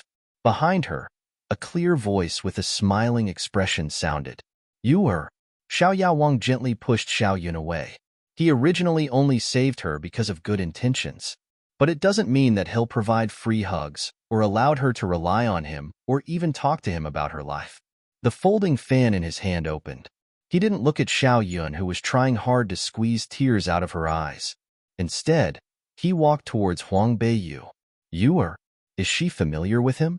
Huang Beiyu turned around and looked at him. What advice/comments does Xiao Yaowang have? Advice? Xiao Yaowang laughed. When you were little, your mother said that she would betroth you to me. However, when I came back from Shirong country, you became betrothed to that young fellow Shui. Oh, it made me feel deeply hurt. The corner of her mouth twitched. What kind of mess is this? In the memories, Huang Beiyu and Xiao Yaowang didn't meet many times. When she was really young, Xiao Yaowang began to travel the world. The only time he returned was at Princess Zhang's funeral. Lingyang College, 3. At that time Huang Beiyu was too young. Also too timid and weak. She only knew how to cry. They didn't know what Xiao Yaowang said to her. But one thing for sure, Huang Beiyu and him aren't close. The look on her face was always cold. To his teasing, there was no surprise, anger, or shyness that girls should have. Xiao Yaowang couldn't help but be depressed. Is he that unappealing now? Your body isn't that strong probably because of the lack of exercise from childhood. I think you have reached the age to go to school now. Do you want to go to Lingyang College? Lingyang College? This name was no stranger to Huang Beiyu. At Nanny Country, this can be said to be the most well-known school. All over the country, those with strength and ability, all could enter the college to study. The college had specially set up courses for summoners, warriors, refining pharmacists, illusionists, etc. Generally, as long as they pass the assessments, they are accepted by Lingyang College. The status of the Lingyang College in Nanny Country is right after the status of the royal family. It is above major families, and inside the college, there are numerous masters. It is a very important place in Nanny Country. Every year, the country will put a huge amount of money into the college. Therefore, every time when it's time for admissions assessments to be made, there will be students from all over the country coming to attend this. As long as they can enter Lingyang College, they most likely don't have to spend money and are able to get a very good career in the future. This is simply every young person's dream. What? Huang Beiyu is a waste. How is she able to get into Lingyang College? Xiao Ling, who stood at the side, started to yell and point at Huang Beiyu, not even disguising the hatred and disgust. How can that waste be qualified to go to Lingyang College? Only talented people can enter there. Xiao Yun and Xiao Zhongqi were both students there. This year, Xiao Zhonglei and Xiao Rou can also enter the college as warriors. It's just that Xiao Ling isn't able to enter because she doesn't even have the ability to become a warrior. She is around the same as Huang Beiyu. She thought that since Huang Beiyu is at the bottom, she wouldn't be counted as waste. However, even this waste is able to get into Lingyang College. Inside her heart, she doesn't feel good now. Ling-er, Xiao Yuancheng sternly shouted. Shut up. Before, Feng Liani had stopped him from making a mistake. Now, he's awake. Who is Xiao Yaowang? He is one of the best pharmacists. His status, whichever country he walks to, is a noble existence. Offending him is worse than getting the emperor mad. Xiao Ling is impulsive, trying to question Xiao Yaowang's decision. Does she not want her life? Father, what I'm saying is right. Even I'm not qualified for Lingyang College. Xiao Ling was still mad, harshly glaring at Huang Beiyu. Qualification? The gentle Xiao Yaowang suddenly spoke coldly. The smile on his handsome face turned gloomy. She isn't qualified. Do you think you are then? Who taught you to be rude and disrespectful? Xiao Yaowang, please forgive us. Xiao Yuancheng's forehead suddenly dripped down sweat, and his face was pale. He quickly pressed Xiao Ling's knees down. This little girl doesn't know what she is saying. It's me who hasn't taught her the well. Xiao Yuancheng was a Fuma. His official position in the military was a Du-Wei. In front of Xiao Yaowang, his status is smaller than his. Xiao Fuma knows the way to teach your daughter. Xiao Yaowang purposefully spoke slowly and sarcastically. Lingyang College, 4. Xiao Yuancheng's forehead was filled with sweat. In his heart, he wanted to strangle his useless and ignorant daughter, Xiao Ling, to death. Stupid girl. She only knows how to cause him trouble. Xiao Ling still had no idea how she was wrong. Huang Beiyu was the waste, but why is it all of a sudden that everyone began to take her side? First, it was concubine Shui and Xiao Yun. Okay, fine. Just now His Royal Highness saved her, and Nanny Country's 9th prince as well. Even Xiao Yaowang is taking her side. How come a waste has such good luck? Xiao Ling clenched her teeth harshly. She can't swallow down this breath. In Xiao Yaowang's heart, he was very angry. All these years he had been traveling and haven't returned. Occasionally he heard about the events in Princess Shang's prefecture and knew that Huang Beiyu is a weak and sick child. He thought that even if Huang Beiyu was gentle and couldn't practice martial arts, due to her status she would be able to live a carefree life. However, today after returning to Nanny Country, he had gradually heard about the news that Xiao Yuancheng's many concubines were very overbearing. Even the concubines' daughters would run rampant. In this type of home, how was Beiyu's life like? He thought that during today's palace banquet, he might be able to see the child that he used to worry about. Just a while ago he saw that she was sick, but her eyes were determined and her expression strong. Due to that, he felt a little better. But right now Xiao Ling dared to humiliate her in front of an audience and called a waste. How could he not be angry? So she actually hasn't been living well? So he's the one who thought that everything was too simple. Before he promised Princess Zhang to take care of her child, but all these years he left the child among a group of monsters. Looking towards Huang Beiyu, his eyes were pained. Due to the movement, it also brought the Emperor and the Empress's attention over here. The Emperor, accompanied with Princess Ying Yi and His Royal Highness, made their way here. What happened? The Emperor walked closer, looking at Xiao Yuancheng, who pushed his daughter to kneel on the ground. His expression shocked. Your Majesty, it's this minister that hasn't taught his daughter well that she would talk against Xiao Yao Wang. Xiao Yuancheng hurriedly explained. He was mumbling to himself in his heart that he was quite unlucky today. If he knew what would have happened, he would never have brought Xiao Ling here. Not only did he offend Xiao Yao Wang, even the Emperor is unhappy. Originally, the Emperor was already unhappy with Xiao Yuancheng, who was only a warrior. Now he dared to offend Xiao Yao Wang, the one person he respected the most. Immediately, he became upset. Xiao Yao Wang didn't continue to pursue. Instead, he opened his folded fan and restored the elegant smile. It's not a big deal. Shocking the Emperor is this minister's wrong. The Emperor also smiled. Xiao Yao Wang's free and easy temperament. Don't bother with little matters. You won't lower himself to argue with a child.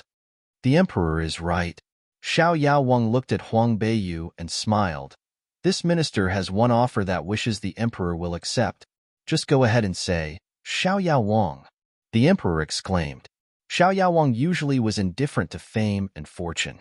He wanted to live a carefree life, and therefore, this was the first time he seeks the Emperor.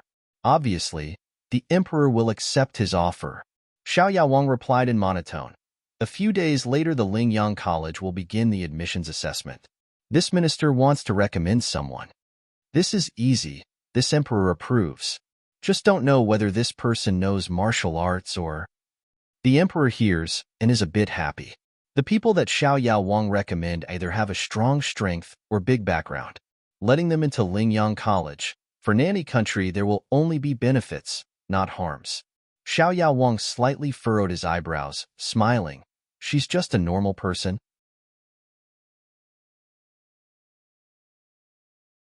Lingyang College, 5. The Emperor was stumped for words for a second. No wonder Xiao Yao Wang came to ask him. Placing a person in Lingyang College isn't a trivial matter. In the college, there is a part of the college which is made for the royal family and daughters and sons of nobility. It's specialized in teaching poetry, etiquette, military strategies, tactics, riding, and shooting. Arrange her to go to the there. Many thanks to the Emperor. A beautiful smile spread across his face. The Emperor smiled. I don't know which daughter or son of which family Xiao Yao Wang is recommending. Xiao Yao Wang smiled, said, This person, the Emperor certainly knows. After he finished talking, he turned his head. He looked at Huang Beiyu with a smile on his face. Beiyu, come quickly to pay your respect to the Emperor. Huang Beiyu lifted her head and glanced at him. Regarding this person who excessively enthusiastic about her, she really doesn't know whether to laugh or cry. Going to Lingyang College, he didn't even ask if she agreed. But in fact, she is curious about Lingyang College. She heard that inside the college, it gathered the entire Nanny Country's experts. There are teachers of powerful ranks as well as countless precious secret books and treasures. To the present her, improving her strength is too important. She is even more in a hurry to unlock the secrets of the Black Jade. She really needs a place with ancient information, so she can look for information about the Black Jade. Since that person and the Black Jade are related to each other, then, in this era, there must be information regarding that person and the Black Jade. Going to Lingyang College is the best method.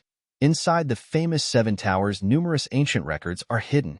She already wanted to check it out before this, but experts in Lingyang College heavily guarded the place. It would be difficult for her to go in and out undetected. If she can become one of their students, then it would be the best. All thanks to Xiao Yao Wang that she can go in so smoothly. So when Xiao Yao Wang asked her to thank the Emperor, she didn't try to evade it. She confidently walked over. Beiyu. When the Emperor heard this name, The smile on his face disappeared for a split second. The emotion on his face showed that he was excited to see Huang Beiyu, who was walking slowly towards him. His usual brilliance and prestige suddenly become somewhat haggard and old. Huang Beiyu blinked for a second, and the emperor already strode over to her. Both of his hands grabbed her shoulder. Excitedly he said, "You are Beiyu." She nodded her head. Princess Zhang and the emperor is born from the same mother. Princess Zhang is the emperor's blood-related older sister, so he's her uncle. She faintly remembered that when she was little, the emperor was very good to her. He doted on her a lot. Once she was born, he bestowed the title, Princess Beiyu, to her. Furthermore, he also gave her the populous and affluent Qinghe region's land, wanting to give her a life without worries. But after Princess Zhang died, she had entered the palace less. After that, the doctor diagnosed that her illness is contagious. Hence, Huang Beiyu was confined to Princess Zhang's prefecture. Every year, the emperor would give her generous rewards. However, it was always secretly divided among concubine Shui and concubine Qin. Because there are many memories, Huang Beiyu's impression of the emperor is very good. The emperor looked at her thin and sickly body. Suddenly, he became furious. He turned around. With on foot, he kicked over Xiao Yuancheng, who was kneeling on the floor. Shameful thing. The emperor furiously pointed at Xiao Yuancheng. What did you say to me? Every time I asked how Beiyu was, you answered by saying that she is very good. I asked you to bring her to the palace so I can see. You said she doesn't want to come to the palace. Good. I told you to take good care of her. And how did you do? Due to the emperor's anger, the civil and military officers in Xiaoguang Hall all immediately kneeled down. All together shouted, "Emperor, please quell your anger."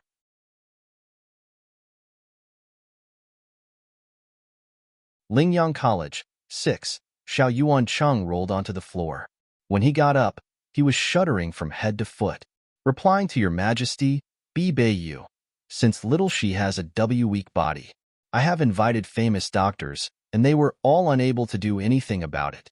I have failed to live up to the emperor's expectations. I am guilty. The sweat on his forehead dripped down from his face as if it's raining. The people from the Xiao family were all kneeling on the ground, each and every one of them anxious. You still dare deceive me. If you had taken good care of Beiyu, how can she be so thin? The emperor shouted loudly. The empress was behind him, trying to use a soft voice to calm him. However, she was pushed away by the emperor. This was the first time that Princess Yingyi saw her father emperor this angry. So she could only hide behind Zhangyi, anxiously looking at the scene unfold.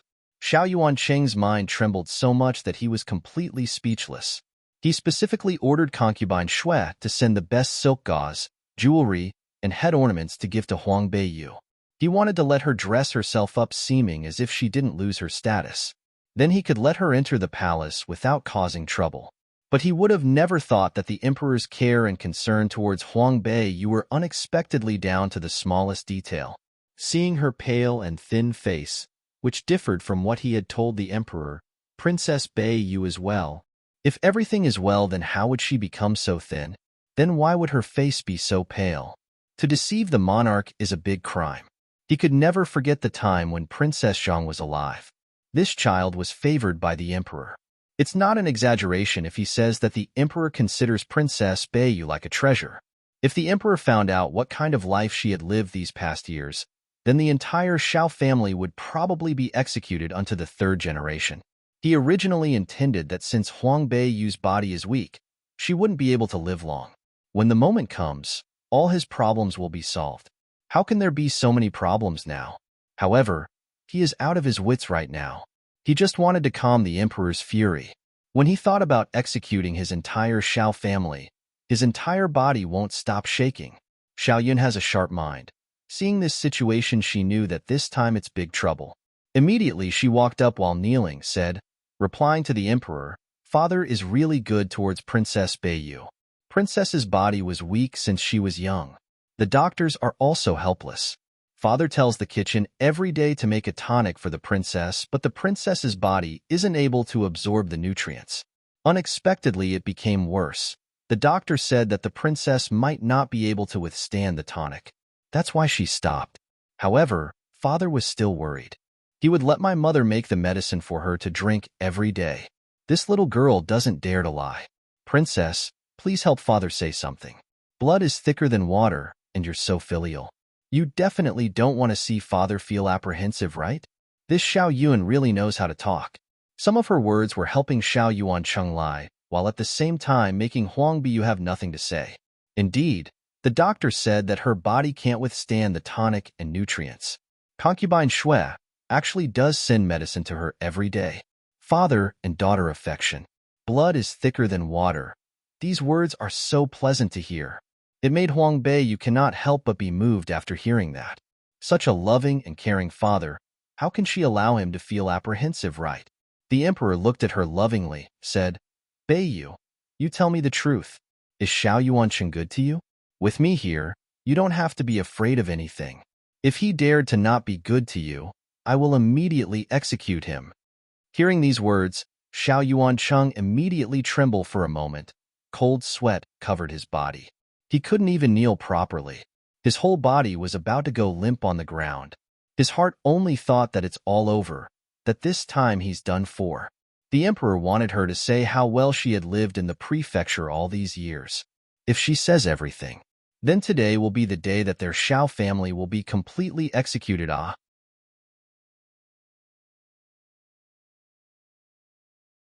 Lingyang College, 7.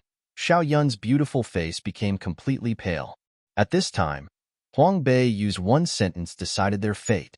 She never thought at any moment that this waste would be so useful, and never at any moment did she regret something so much. If she knew, all these years she would have been nicer to her. That way she wouldn't have to live in fear right now. Xiao Yawang also looked at Huang Bei Yu. Just a few words from Xiao Yun, he vaguely understood the days that she had been through. Now he should be happy since the emperor will bring her justice. From now on, he'll feel less guilty. Feng Lianyi looked at Huang Bei Yu's cold face and slightly smiled.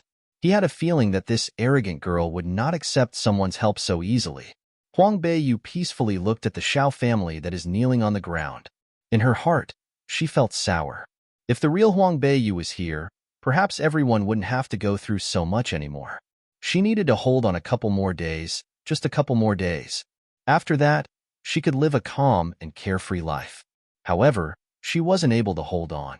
Just a couple of days earlier, because of the people from the Xiao family, she was forced to die alone in front of Princess Zhang's grave. Looking at their trembling bodies, she felt happy for Huang Bei Yu. But in her heart, she was angry. She won't easily forgive these people. Of course. Her lips tilted up and she showed a soft smile. Father and sister, brothers and concubines, were all very nice to me. When Xiao Yuancheng heard her open her mouth, he thought that she was going to complain. He almost fainted, but when he heard the words behind her, he was shocked. He looked up at her incredulously. Huang Bei Yu looked at him and smiled faintly. Her smile contained a tint of unpredictableness which led Xiao Yuancheng to shiver. Xiao Yawang frowned and couldn't help but to say, Bei Yu, you don't need to be afraid. I'm not afraid. They actually are very nice to me. The sound of Huang Bei Yu's voice was crisp and clear. There was no trace of lying. The heart of Xiao Yawang sunk. Did he guess wrong? He faintly felt that the situation wasn't that simple and wanted to continue to speak. However, that was stopped when Feng Lianyi pulled on his sleeves. He turned around to see his friend smile and shook his head. She knows what she is doing. Believe in her. Xiao Yawang felt a bit strange. It seemed as though he understood Bei Yu a lot. Since Feng Lianyi had said so, he decided to keep quiet and watch the events unfold. The emperor's angry face was slightly relieved, but still with a trace of doubt. Then how come all these years you haven't come to the palace? There was a touch of melancholy in Huang Bei Yu's eyes, and she lowered her head. There were too many memories of my mother in the palace. Every time I thought about my mother, I always felt sad. As a result, I dared not to enter the palace. Letting the emperor worry is you heir's mistake. So that's why, the emperor muttered. Royal sister's death, even I can't believe it. Even until today I can't believe it. Seeing that the emperor's anger had diminished, the group of ministers had all sighed. Everyone can't help but look at Huang Bei Yu in admiration. Originally, they thought that after Princess Zhang had passed, an orphan girl would have no one to rely on. Thus, she would become waste. However, no one knew that the emperor is still so concerned about her. Looks like that Princess Beiyu is an important figure. The empress re-examined Huang Beiyu, and her mind was thinking.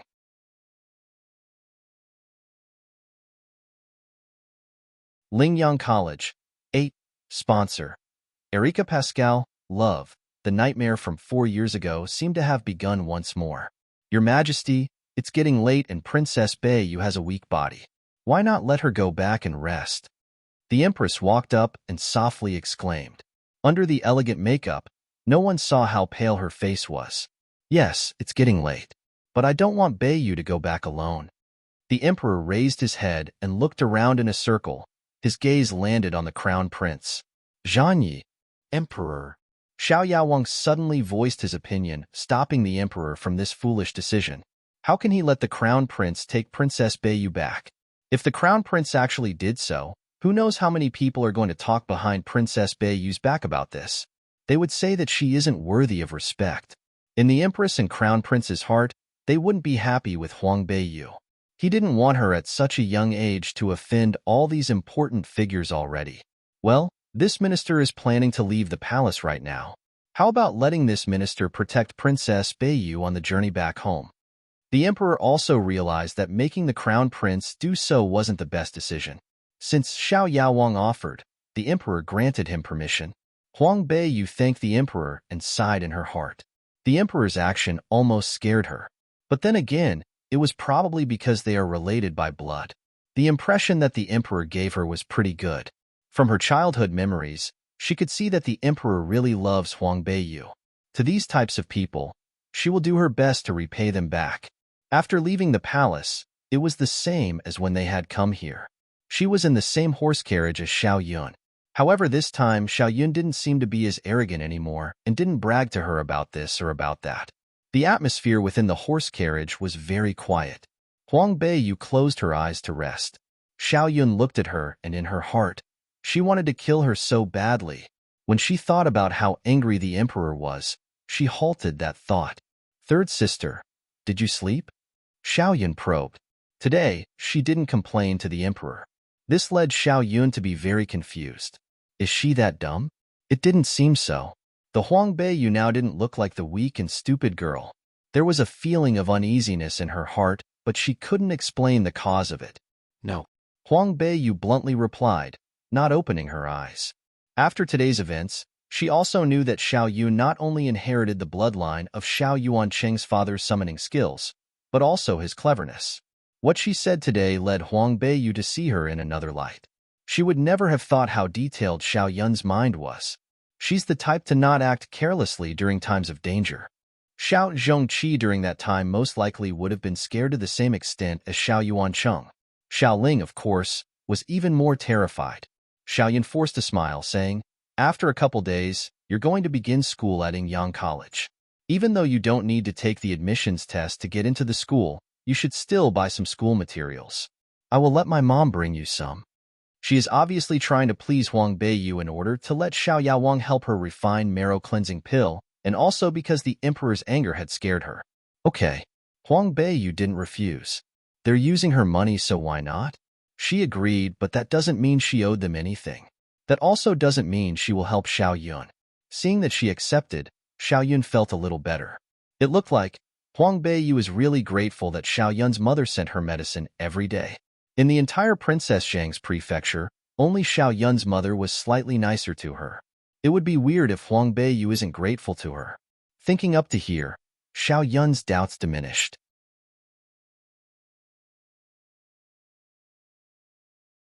Lingyang College. 9. Sponsor. Erika Pascal, love. The horse carriage stopped in front of Princess Zhang's prefecture. The people outside the door immediately came to hold the horses and open the curtains. Huang Beiyu walked down first. The people in Princess Zhang's prefecture didn't know what happened during today's palace banquet. They still thought that Huang Beiyu is a waste. One of Xiao Yun's maid coldly exclaimed, "Why are you stalling? Hurry up. Are you trying to let young miss wait for you?" Huang Beiyu raised her head to look at her.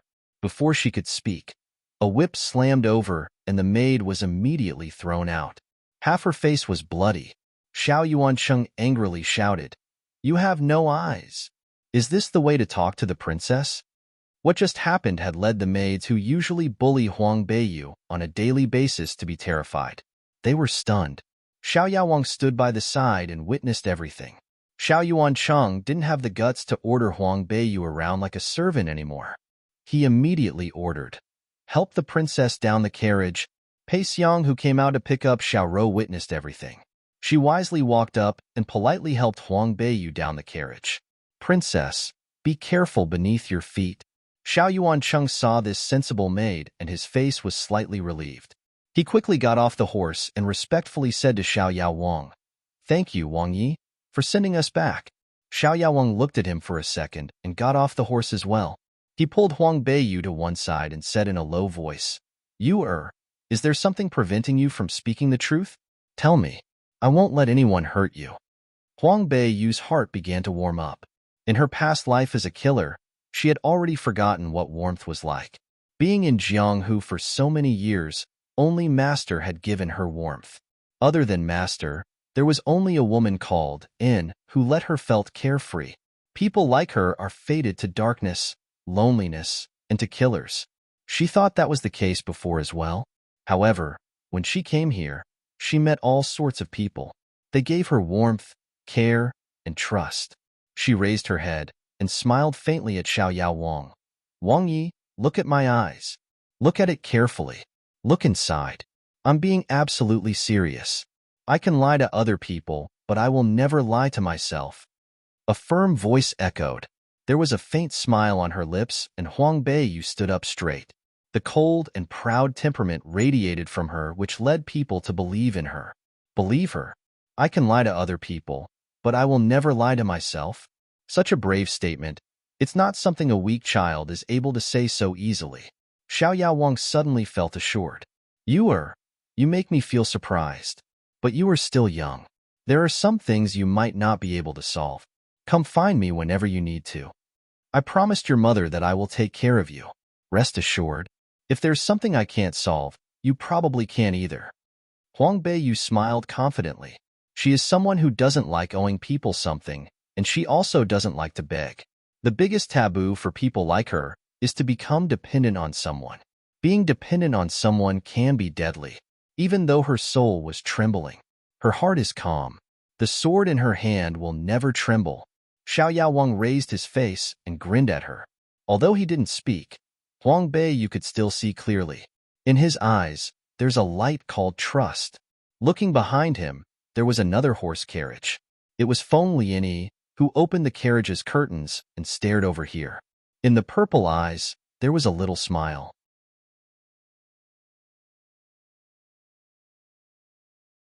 Lingyang College, 10. Huang Beiyu's eyebrows wrinkled.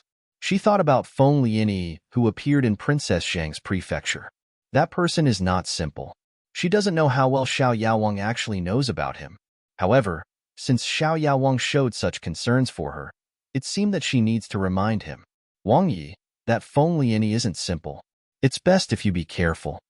After she finished whispering, she walked past Xiao Yaowang and into Princess Zhang's prefecture, the view of her back cold. Xiao Yaowang stared blankly, then he shook his fan while he slowly began to laugh. Is she actually concerned about him, ah? After Huang Beiyu returned Flowing Clouds Pavilion, Xiao Yuancheng immediately sent people over, saying that Flowing Clouds Pavilion is too desolated. If her health is better, then she can move to the Rongyu Pavilion so that they can look after her. She is presently worried about Dong Ling's injuries. How would she have time to deal with those people? With a severe expression on, she quickly made them leave. She promptly returned to the room to take a look at Dong Ling. Dong Ling was on the bed, lying on her stomach as if she's dying. She tried her best to hide so that people won't find out. When she had returned, she had immediately taken off her black cloak and hid it.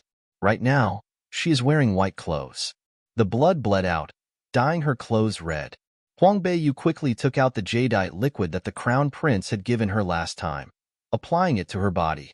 Dong Ling slowly opened her eyes, weakly said, "I'm sorry, young miss, I really couldn't endure it anymore. So I could only come home." You did very well. With you here, I am very assured. Enduring the pain, she got up, extremely moved.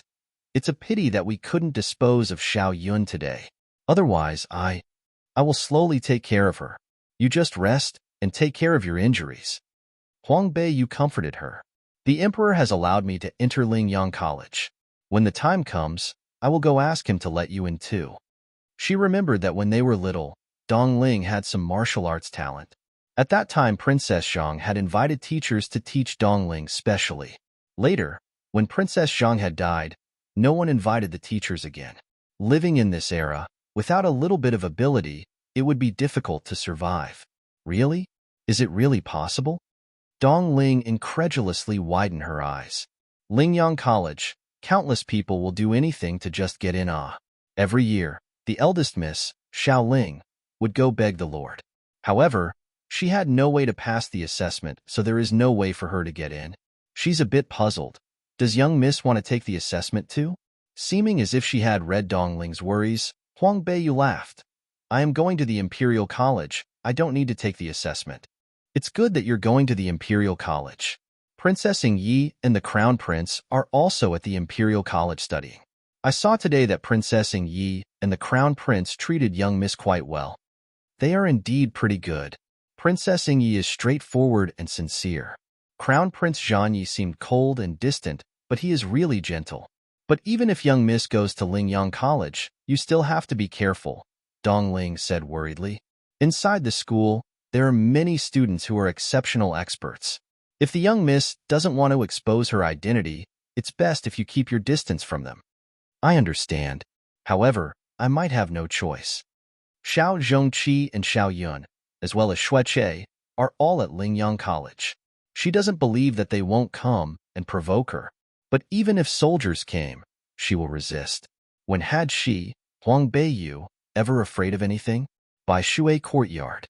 What happened today in the palace, concubine Xue already heard everything from Xiao Yun. Ever since Xiao Yuancheng had returned from the palace, he had lost her temper. No one had any idea how many things he had thrown in the room. No one dared to go up to calm him down. After his temper had finally calmed down, only then did concubine Xue go up and said, Lord, please calm down. Don't hurt your health because of that little girl.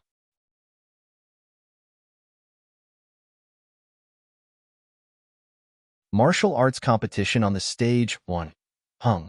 Xiao Yuancheng snorted as his face distorted. For so many years, I underestimated her. Thinking about the recent events such as Huang Beiyu's conduct and deeds, Xiao Yuancheng finally realized. He realized that his daughter is different from the past. In the past, no matter if she's yelled at or beaten, she wouldn't dare to say anything. Now, every time he opened his mouth to say something, she'll embarrass him. She even made him almost lose the life of the whole family. Concubine quickly said, Lord, you're thinking too much. No matter how powerful she is still only a 12-years-old little girl. What big billow can she stir up? She indeed can't stir up a big billow, but the people behind her can. Never mind the emperor and the empress dowager. I don't know why, today, even Xiao Yaowang is protecting her. In the past, Xiao Yaowang and Princess Zhang had a friendship.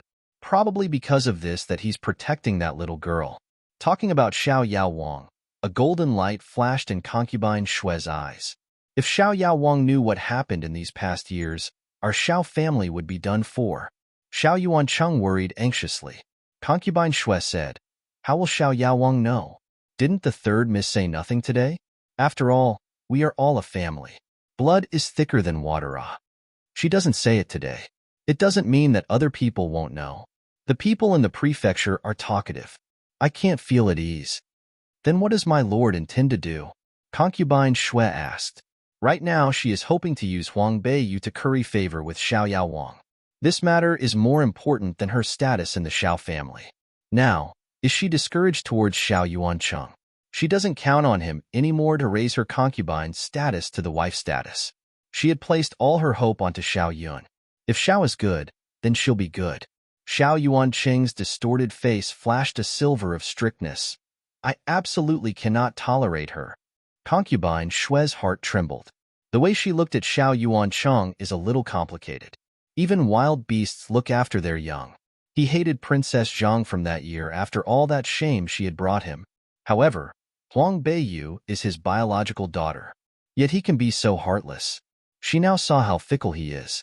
For so many years she followed him with her whole heart loyally, giving up what originally should be hers, ordinary happiness and life. In the end, what a joke. However, since things had already reached this stage, wanting to go back is too late. What is done and cannot be undone. She can only slowly coax him and stabilize her status. She needs to let Xiaoyun excel. Then the second half of her life can she be carefree and without worries. How does my lord plan to do this? Concubine Xue softly asked. Her body is originally weak if she suddenly dies. It's still normal. We can't let her have a mishap in the prefecture again. Otherwise, the emperor would never let the Xiao family get away with it. Then my lord means... Concubine Xue only felt burst after burst of chilliness. Xiao Yuancheng's eyes became hazy. After many years of humiliation, it seemed that his had suddenly exploded at this moment. Let her accidentally die outside. No one can blame us then. Concubine Xue's heart jumped. After she remembered Xiao Yao Wang, hurriedly asked, when does my lord plan to do this? Of course, the sooner, the better. But the plan still needs to be carefully planned out so that it'll be flawless. It would need a little bit of time. In fact, killing Huang Beiyu is easy. She is a waste and no one is beside her. To dispose of her, it would be easy. But in order to make sure that the matter is done so that nothing will leak out, making the emperor and Xiao Yaowang both think that she had died accidentally, then it would need some good amount of effort. My lord, this matter would need you to carefully plan it. Must by all means it can't have any slip-up.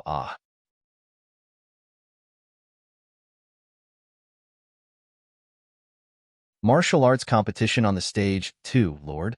I think we should plan this out first. There can't be anything wrong. Concubine Xue didn't want Huang Beiyu to die so fast. Without her, how can they pull Xiao Yaowang to their side? Concubine Xue, it's you who knows me the best. All these years, I could only talk to you about the things I go through. Xiao Yuancheng turned his head around and saw Concubine Xue, who was as beautiful as a picture, just like in the past. He felt the stirring of love overflowing, stirring restlessly, unable to contain it. He promptly drew her towards him and pinned her down on the couch. Darling, you know me so well. There's no doubt why after so many years, I still love you the most. Xiao Yuancheng said. Both of his hands are already inside Concubine Xue's clothes, kneading her. Concubine Xue lovably moaned a few times. She protested coquettishly with a humph and glanced at him. You only know how to say good words to coax me. In her heart, though, she was laughing coldly. If he really had loved her all these years, he wouldn't let Concubine Qin, that slut, ride above her head. The person who drinks it knows best whether the water is hot or cold. After so many years of internal family strife, Concubine Xue was never the ignorant girl from before. She knew she can't rely on men. She could only rely on herself. Xiao Yuancheng sent a person over and urged Huang Beiyu to move over to Rongyu Pavilion a couple of times. After all, Rongyu Pavilion looked more decent, but Huang Beiyu politely rejected each time. Luyun Pavilion is quiet, which is exactly how she liked it. It would also be much more convenient for her to do things without so many people around. In desperation, Xiao Yuancheng decided to use a lot of money to let people renovate Luyun Pavilion. He made sure it was better than any of the yards of Princess Zhang's prefecture. This action not only made Concubine Qin's face look unpleasant for a couple of days, but it also made Huang Beiyu vomit blood because of how angry she was.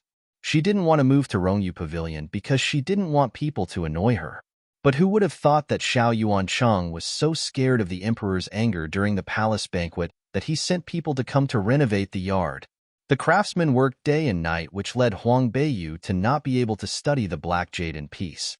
She could only wait for Lingyang College to start. These 2 days, Concubine Xue had tried many times to let Huang Beiyu go to Xiao Yaowang Prefecture to thank Xiao Yaowang for sending her back safely. Because she is afraid that Huang Beiyu will do something out of place, she let Xiaoyan follow Huang Beiyu too. Concubine Xue prepared a thank you gift and told Huang Beiyu to send it to Yunyun. However, Huang Beiyu denied their request every time under the excuse that she wasn't feeling well. This led Concubine Xue and Xiao Yun to be unhappy. Xiao Yun wanted the pill badly, but she saw that Huang Beiyu was being uncooperative. In her heart, her hatred towards Huang Beiyu increased. 2 days later, that's when school started for Lingyang College. On this early morning, Dongling got up early and helped Huang Beiyu prepare her books and other items. The two of them walked from Luyun Pavilion to the front yard. This year Xiao Zhonglei and Xiao Rou could also enter Lingyang College. Therefore the family of Xiao all came out to send them off. Xiao Ling, who stood behind, had an ugly expression on. She saw that everyone was able to go to Lingyang College, even the waste Huang Beiyu, but she isn't able to go. No one knew how much Xiao Ling resented her at this moment. After what happened during the palace banquet, Xiao Yuancheng's attitude towards Huang Beiyu on the surface was very nice. It made it seem as though he was grateful that Huang Beiyu didn't tell the truth to the emperor. In Huang Beiyu's heart, she understood Xiao Yuancheng's attitude towards her. She saw how he had to pretend to be like a father towards her in front of people. She didn't really care.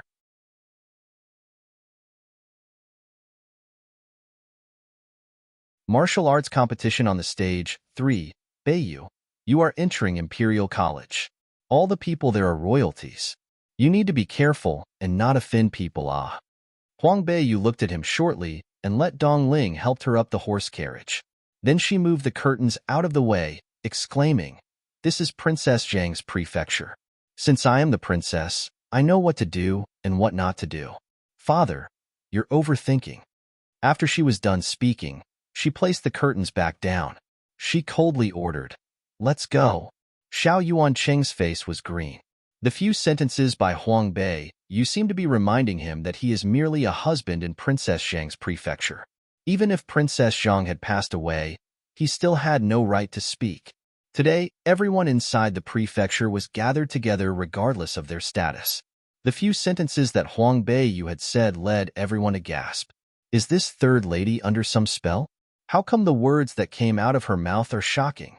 After Xiao Yuancheng saw the several horse carriages left Princess Zhang's prefecture, he went to the royal court. The concubines had also left. After they left, the servants then gathered together in secret and discussed what happened. I heard that during the palace banquet the emperor harshly scolded the lord. The emperor said that the lord was treating the third lady poorly. Due to that, the emperor was so mad that he was going to chop the lord's head off.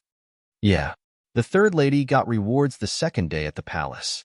The emperor, it seemed, hadn't forgotten the third lady. Then what should we do? See if the third lady has the emperor as the backup. Will the third lady come to find us for revenge? All the people here had bullied the third lady before. Well, I haven't do anything physically. The most I have done was scold her. You think you can get away with it even though you only scolded her? Look at Lier from yesterday night, who had spoken badly about the third lady. She was beaten by the lord and now trapped in the firewood room. She hadn't eaten anything for a couple of days. It seemed like Lier won't be able to make it. Then those of you who had physically hurt her will have a worse ending. If that's the case, we should all have a bad ending together. I don't think the third lady is such a vengeful person. Otherwise, she would have told the truth in the palace already. I think so too. The third lady and Princess Zhang's personalities are the same. They are both nice and caring and their heart is warm. That's right. Like mother, like daughter. A group of people was rambled on and gossiped. Pei Xiang, who just walked by, heard this, and she hid behind the door and sneered. Nice, caring, and a warm heart? That doesn't sound likely. However, the third miss from now on is not a person without talent. Every year after spring had passed, that's when Lingyang College began its entrance exams. The freshmen are assigned to colleges through the assessments, while the old students took the assessments to see which grade they would be assigned to. At present time, Lingyang College had 4 major courses: martial arts, summoning, refining, and illusion.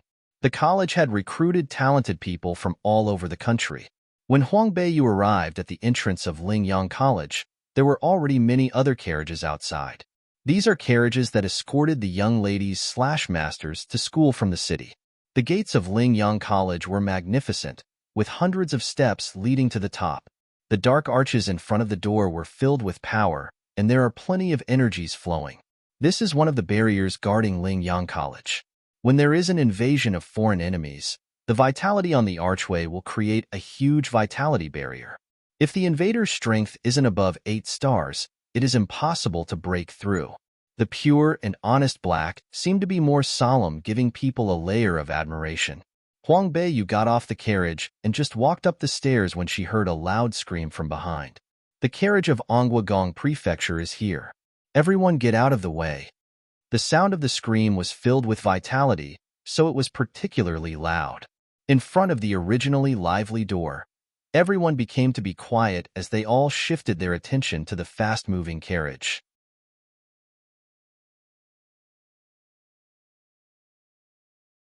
Martial arts competition on the stage. 4 new students from other parts of the country saw people from the Anguagong Prefecture for the first time. They couldn't help but be astonished. Under the sun of heaven, they can't believe that there is someone so arrogant. They heard before that Anguagong Prefecture in Nani country is very powerful. They have thousands of experts inside their prefecture. The amount of experts is like clouds. Plus, they have a lot of financial resources. Anguagong is also a crafty person. It could be said that this generation of people from the Anguagong Prefecture considers themselves high up in the sky. In the capital city, many influential officials fall over each other in eagerness to curry favor with them. Their publicity among the big families and clans is the most flourishing. Not many would dare to block this kind of power in the imperial capital. A few horsekeepers even tactfully pushed away their own carriage, letting the carriage from Anguagong Prefecture to dash straightly in. The carriage arrogantly stopped at Lingyang College's doorway. The servant girl from the carriage jumped down to lift the curtain of the carriage. She lends an arm to the young master and the young miss to get down of the carriage. With one glance, Huang Beiyu was able to see Xueche, the Xueche who had obtained the rank 11 Red Spider. It was obvious that he was different from before. It seemed that in order to match the Red Spider's bright red body, he also wore a very arrogant red. He put on airs as a few young girls whose face became red from staring at him. Because Xueche is in the limelight, Xiao Zhongqi isn't happy. They are both young masters from big families. He isn't a summoner, so his status is lower than others. He has a conceited personality, so of course, he doesn't accept that fact. With Huang Beiyu's sharp observation skills, the corner of her eyes swept across the expression on his face. Her heart moved slightly. In the past, she thought Xiao Zhongqi and Xueche, who are both from sons of aristocratic families, would have a pretty good relationship. She would have never thought. She secretly laughed, not planning to look at the people from the Xue family any longer. She turned around along with Dong Ling and walked up the flight of steps. At this time, Xueche turned around, with an elegant demeanor, helped a beautiful young girl who is around 14 or 15 down. The young girl is wearing a bright green dress. Her hand held a long sword embedded with gems. Her actions are exuberant, and she has a flowery beauty. She nimbly supported herself by holding onto Xueche's hand as jumped down from the carriage. Seeing this young girl got off the carriage, Xiaoyun smiled. She walked a few steps toward her, said, Ming-er, when did you return to the imperial city? Xue Ming lifted her head and saw Xiaoyun. Her face smiled a bright smile. She winked at Xueche as she walked. I just returned. The moment I returned, I heard that you and I will be even closer. Stop blabbering nonsense. I'll ignore you. When Xiaoyun heard that, she immediately turned red and stomped her foot, turned around and walked away. Then Xueming happily caught up with her and pulling her hand said, Okay, I won't make fun of you anymore. When did your skin become so thin? When she saw Huang Beiyu, who was on the steps, she wrinkled her eyebrows and raised her chin.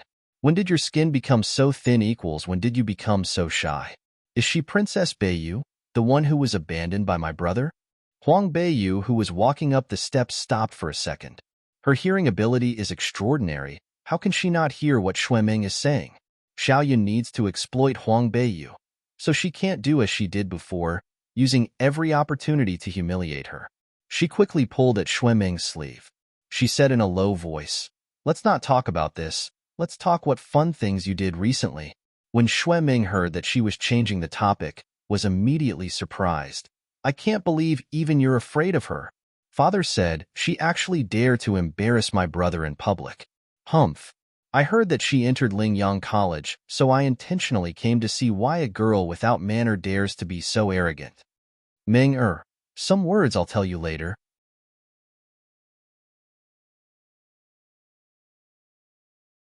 Martial arts competition on the stage, 5. Xiao Yun knew what Xue Ming's attitude was like. Being treasured by Gong, she naturally was arrogant. If she let Xue Ming go pick a fight with Huang Beiyu, this eldest young miss who has an evil heart might actually end up killing Huang Beiyu. She didn't want Huang Beiyu to die right now. Xiao Yun held on to Xue Ming tightly and didn't let her find Huang Beiyu's problem. The couple of them walked away from the other side. Huang Beiyu slowly walked up, going through her memories. Xue Ming was Gong Fu's eldest young miss, Xueche's sister. The two people's attitudes were about the same, both arrogant and liked to bully the weak. Now that Xueche got the rank 11 Red Spider, he's going to be even more arrogant. In the Imperial College, most of the people were royals or from the royal families. Those who didn't have talent could come here to learn about etiquette, ruling a country, and military strategies. The Imperial College's teachers were mostly prestigious scholars throughout the country. Because it was Huang Beiyu's first time here, and it was through Xiao Yao Wang's recommendation, there were specialized people who led her to see a few of the teachers in the Imperial College. Qin Yuan Shi, who teaches zither, is sick and is at home, so these 2 days, another teacher is substituting the class. Princess, please come in. That person slightly bent her back and led her into a courtyard with flowers and trees. A few zither notes are heard, and it was obvious someone was testing the zither out. Okay, put it away, the elegant voice said softly. Huang Beiyu thought that this voice was familiar to her, but didn't think much about it. A man just turned around, his clothes whiter than snow and black hair as ink. His light purple eyes seemed as if it would seize all love affairs away. Huang Beiyu stood there stunned and heard the man laugh. Princess Beiyu, you're here? Paying respects to the teacher, Huang Beiyu politely answered, her expression indifferent. Feng Lianyi looked at her. His eyes flashed over a disappointed look before disappearing. Right after he smiled, go to class. Huang Beiyu nodded her head and didn't say much either. She turned around and walked out. Dong Ling followed her, whispering, young miss doesn't seem to like this person. He isn't as nice as he is on the surface. If you see him later, be careful. That night's zither notes replayed in her heart. But the first time she saw him, she couldn't ignore the murderous aura around him. Her impression on this man always hadn't been that great. Dong Ling nodded her head. Now she is revered towards Huang Beiyu. Every word that Huang Beiyu says, Dong Ling will hold on to it as though that is the only truth. She will never doubt it. The Imperial College's classes included zither, literature, art, etiquette, history, military strategies, arithmetic, medicine, and writing skills. The students didn't need to take all the classes.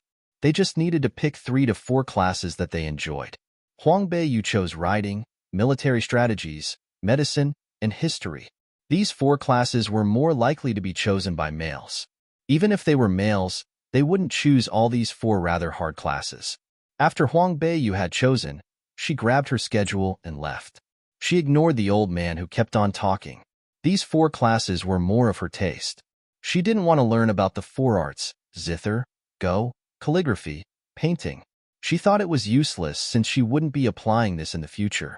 It's not like she's going to be a housewife. Her dream was way above this. Today's first class was riding. Huang Beiyu changed to a casual riding outfit and pulled her hair up into a ponytail. With that, she won a class.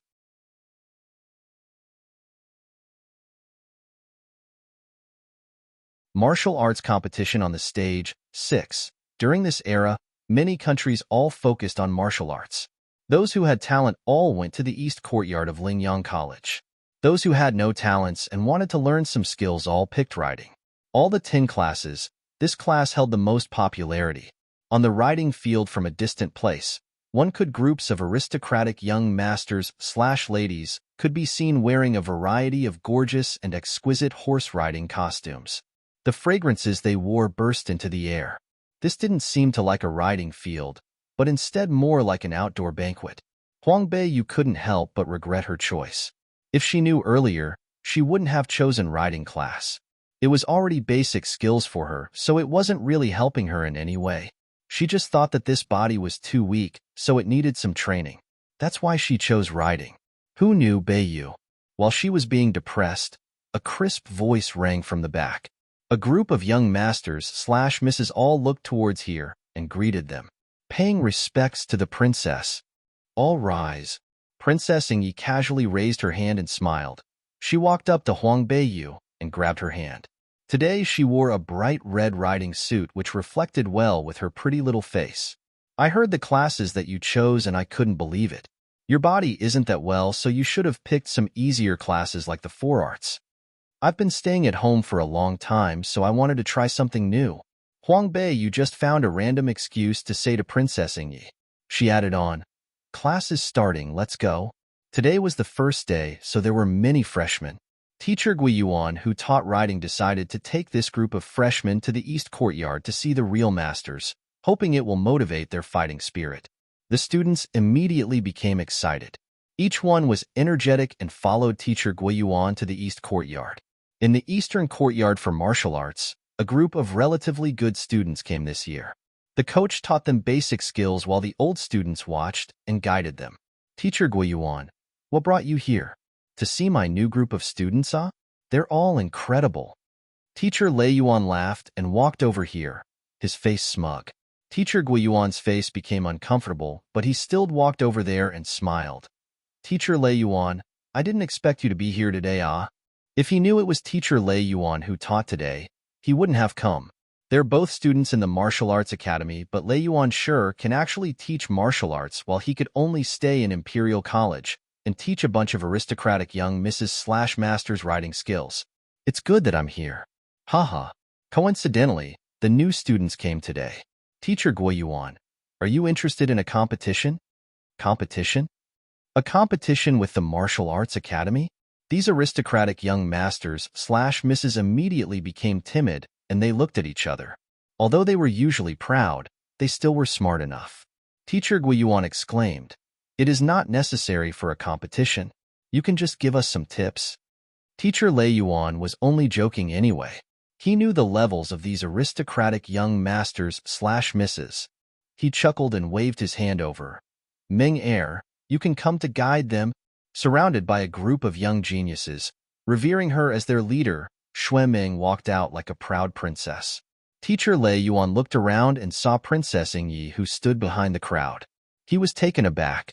Princess, you're here too? Princess Ingyi could be counted as having talent in martial arts too. She was an old student, but because of the Empress's worry, she didn't come to the Martial Arts Academy often.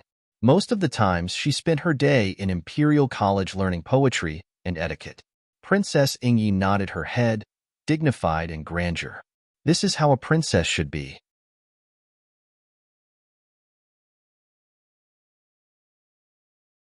Martial arts competition on the stage. 7. I'm just looking around. No need to look after me. Teacher Lei Yuan nodded his head and turned over to Xue Ming and said, just perform a few tricks for them to look. Xue Ming nodded and walked up, revealing her beautiful smile. She paid her respects to Princess Ingyi and performed a couple skills in front of everyone. She wore a bright green dress, the cuffs danced, and her waist twisted, exposing her beauty to the maximum. The young men who only dared to bow their heads towards Princess Ingyi all looked towards Xue Ming with full attention. They screamed at how fantastic she was. Teacher Lei Yuan also touched the short beard on his chin and nodded. No doubt, Xue Ming was one of the students he was proud of. After she finished performing, Xue Ming raised her hand towards the place she had just performed, asking, these few tricks are quite simple. Does anyone want to come out and practice with me? Xue Ming's skills had spread throughout Lingyang College. She and her elder brother were simply the same. Both enjoyed to bring down the new students' self-esteem and confidence. It was rumored that a new female student from this year was really beautiful and had a lot of talent. Xue Ming brought a few people with her and beat the female student until she couldn't stand up. She was taken home on her first day of school. Many people didn't like the way Xue Ming acted, but no one dared to say anything about it because of her background, strength, and beauty. After all, even the teachers were on her side. She smiled and walked around the crowd in a circle. Those aristocratic young misses were all afraid that Xue Ming would call on them, they all looking down and avoiding her gaze. But of course, Xue Ming wouldn't look for any other people. She saw Huang Beiyu with her first glance. She wanted to teach this girl, who would insult her father and siblings in front of everyone, a lesson. Today she had the best chance. She would teach her a real good lesson to make her father and brother feel better. Princess Beiyu, I heard that you're smart and agile. These simple tricks, you must have learned this before already. How about you come up and practice with me? The entire Lin Hui city all knew that Huang Beiyu from Princess Zhang Prefecture is a weak waste. Everyone knew that Xue Ming was purposefully insulting her by saying that she was smart and agile. Xue Ming was just complimenting Huang Beiyu first, so it didn't seem like she was trying to find a weakling as an opponent. She made it seem like she wasn't trying to take advantage of someone. After she had said this, everyone turned their heads towards Huang Beiyu. They either felt sympathetic or were waiting on a good show. Hee.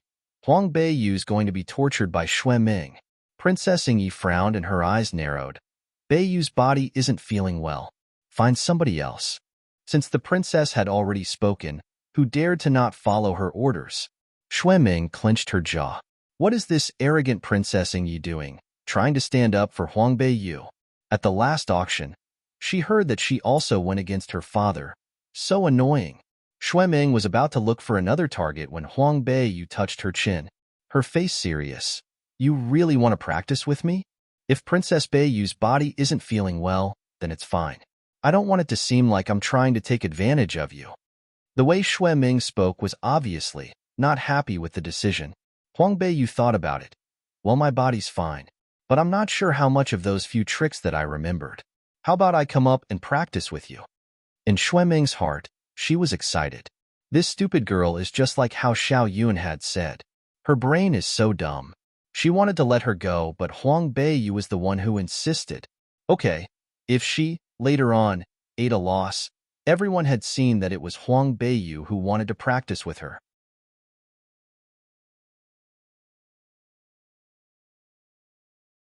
Martial arts competition on the stage. 8. Princess Ingyi looked at Huang Beiyu.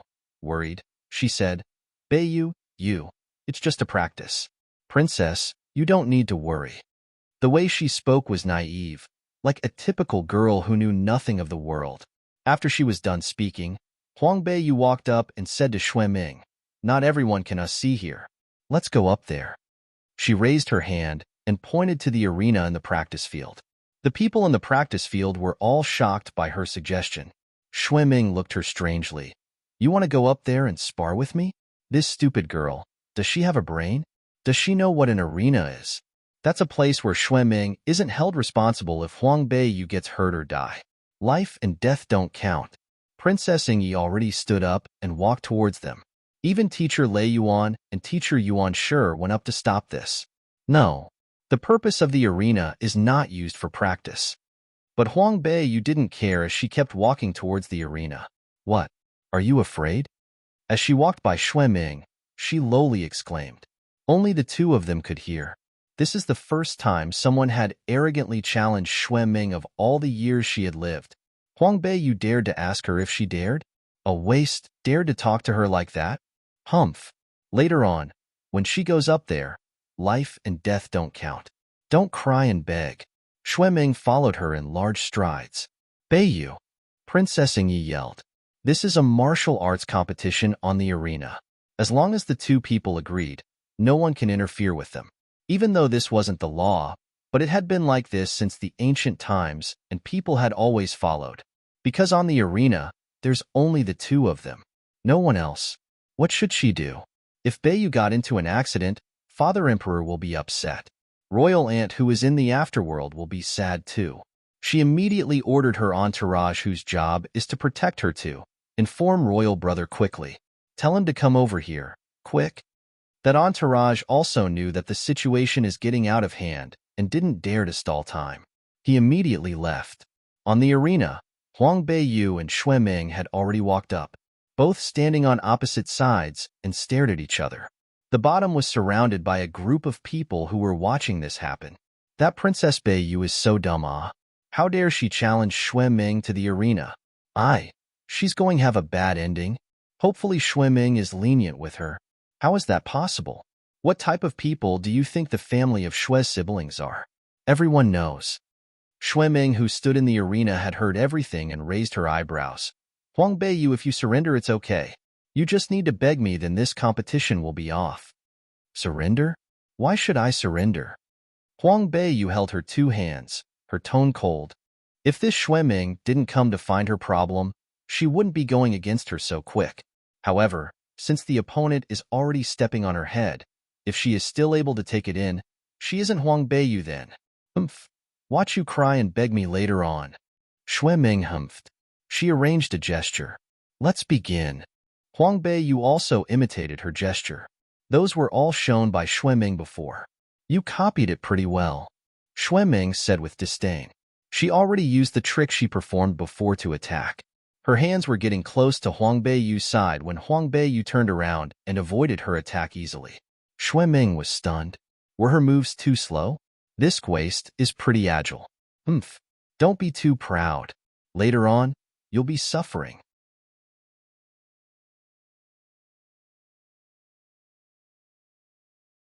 Martial arts competition on the stage, 9. Going against a waist. If the battle can't be resolved quickly, her face will be lost. Therefore, after that trick didn't go the way she wanted, Ming increased her speed. Every time she attacked, it was rapid. These simple moves were used to the full potential. This is the advantage of a master. Huang Beiyu responded back with the same moves. She isn't as harsh and quick as Ming, but her moves were connected and flowed. It looked as though it didn't have any power, but only Ming knew that she had almost used 70% of her power, and she still wasn't able to even touch a corner of Huang Beiyu's clothes. This led Ming, who was born with arrogance, to be infuriated. In front of a master, if she ate a loss, she couldn't take it already. Not to say in front of a waist. Humph. Huang Beiyu, do you know that in an arena life and death doesn't count? I won't be held responsible. Once again, Huang Beiyu dodged Ming's moves, which led to her beautiful face to be somewhat distorted. Life and death don't count? Huang Beiyu raised her eyebrows and her eyes flashed over a glimpse of coldness. Life and death don't count. Ming yelled and suddenly changed the way she was attacking. She stopped using the couple of tricks she demonstrated before. Each trick was fast, harsh, and deadly. She aimed for Huang Beiyu's most vulnerable places. The people at the bottom all gasped. What is wrong with Ming? Didn't she say it's just for practice? Why did she make it seem like she was trying to kill Huang Beiyu? Teacher Guiyuan himphed. Teacher Lei Yuan, you have overbearing students. This is Princess Beiyu's first time coming to the academy, and she had never touched martial arts before. Your students like the bully the weak? Teacher Lei Yuan's face was red from being scolded, and he thought this was losing his faces too. Originally practicing with someone who didn't learn martial arts before and not being able to gain an advantage is already losing his face. But now Ming had performed harsh tricks which led the whole academy's face to be lost. Plus, Princess Ingyi is standing here watching the battle.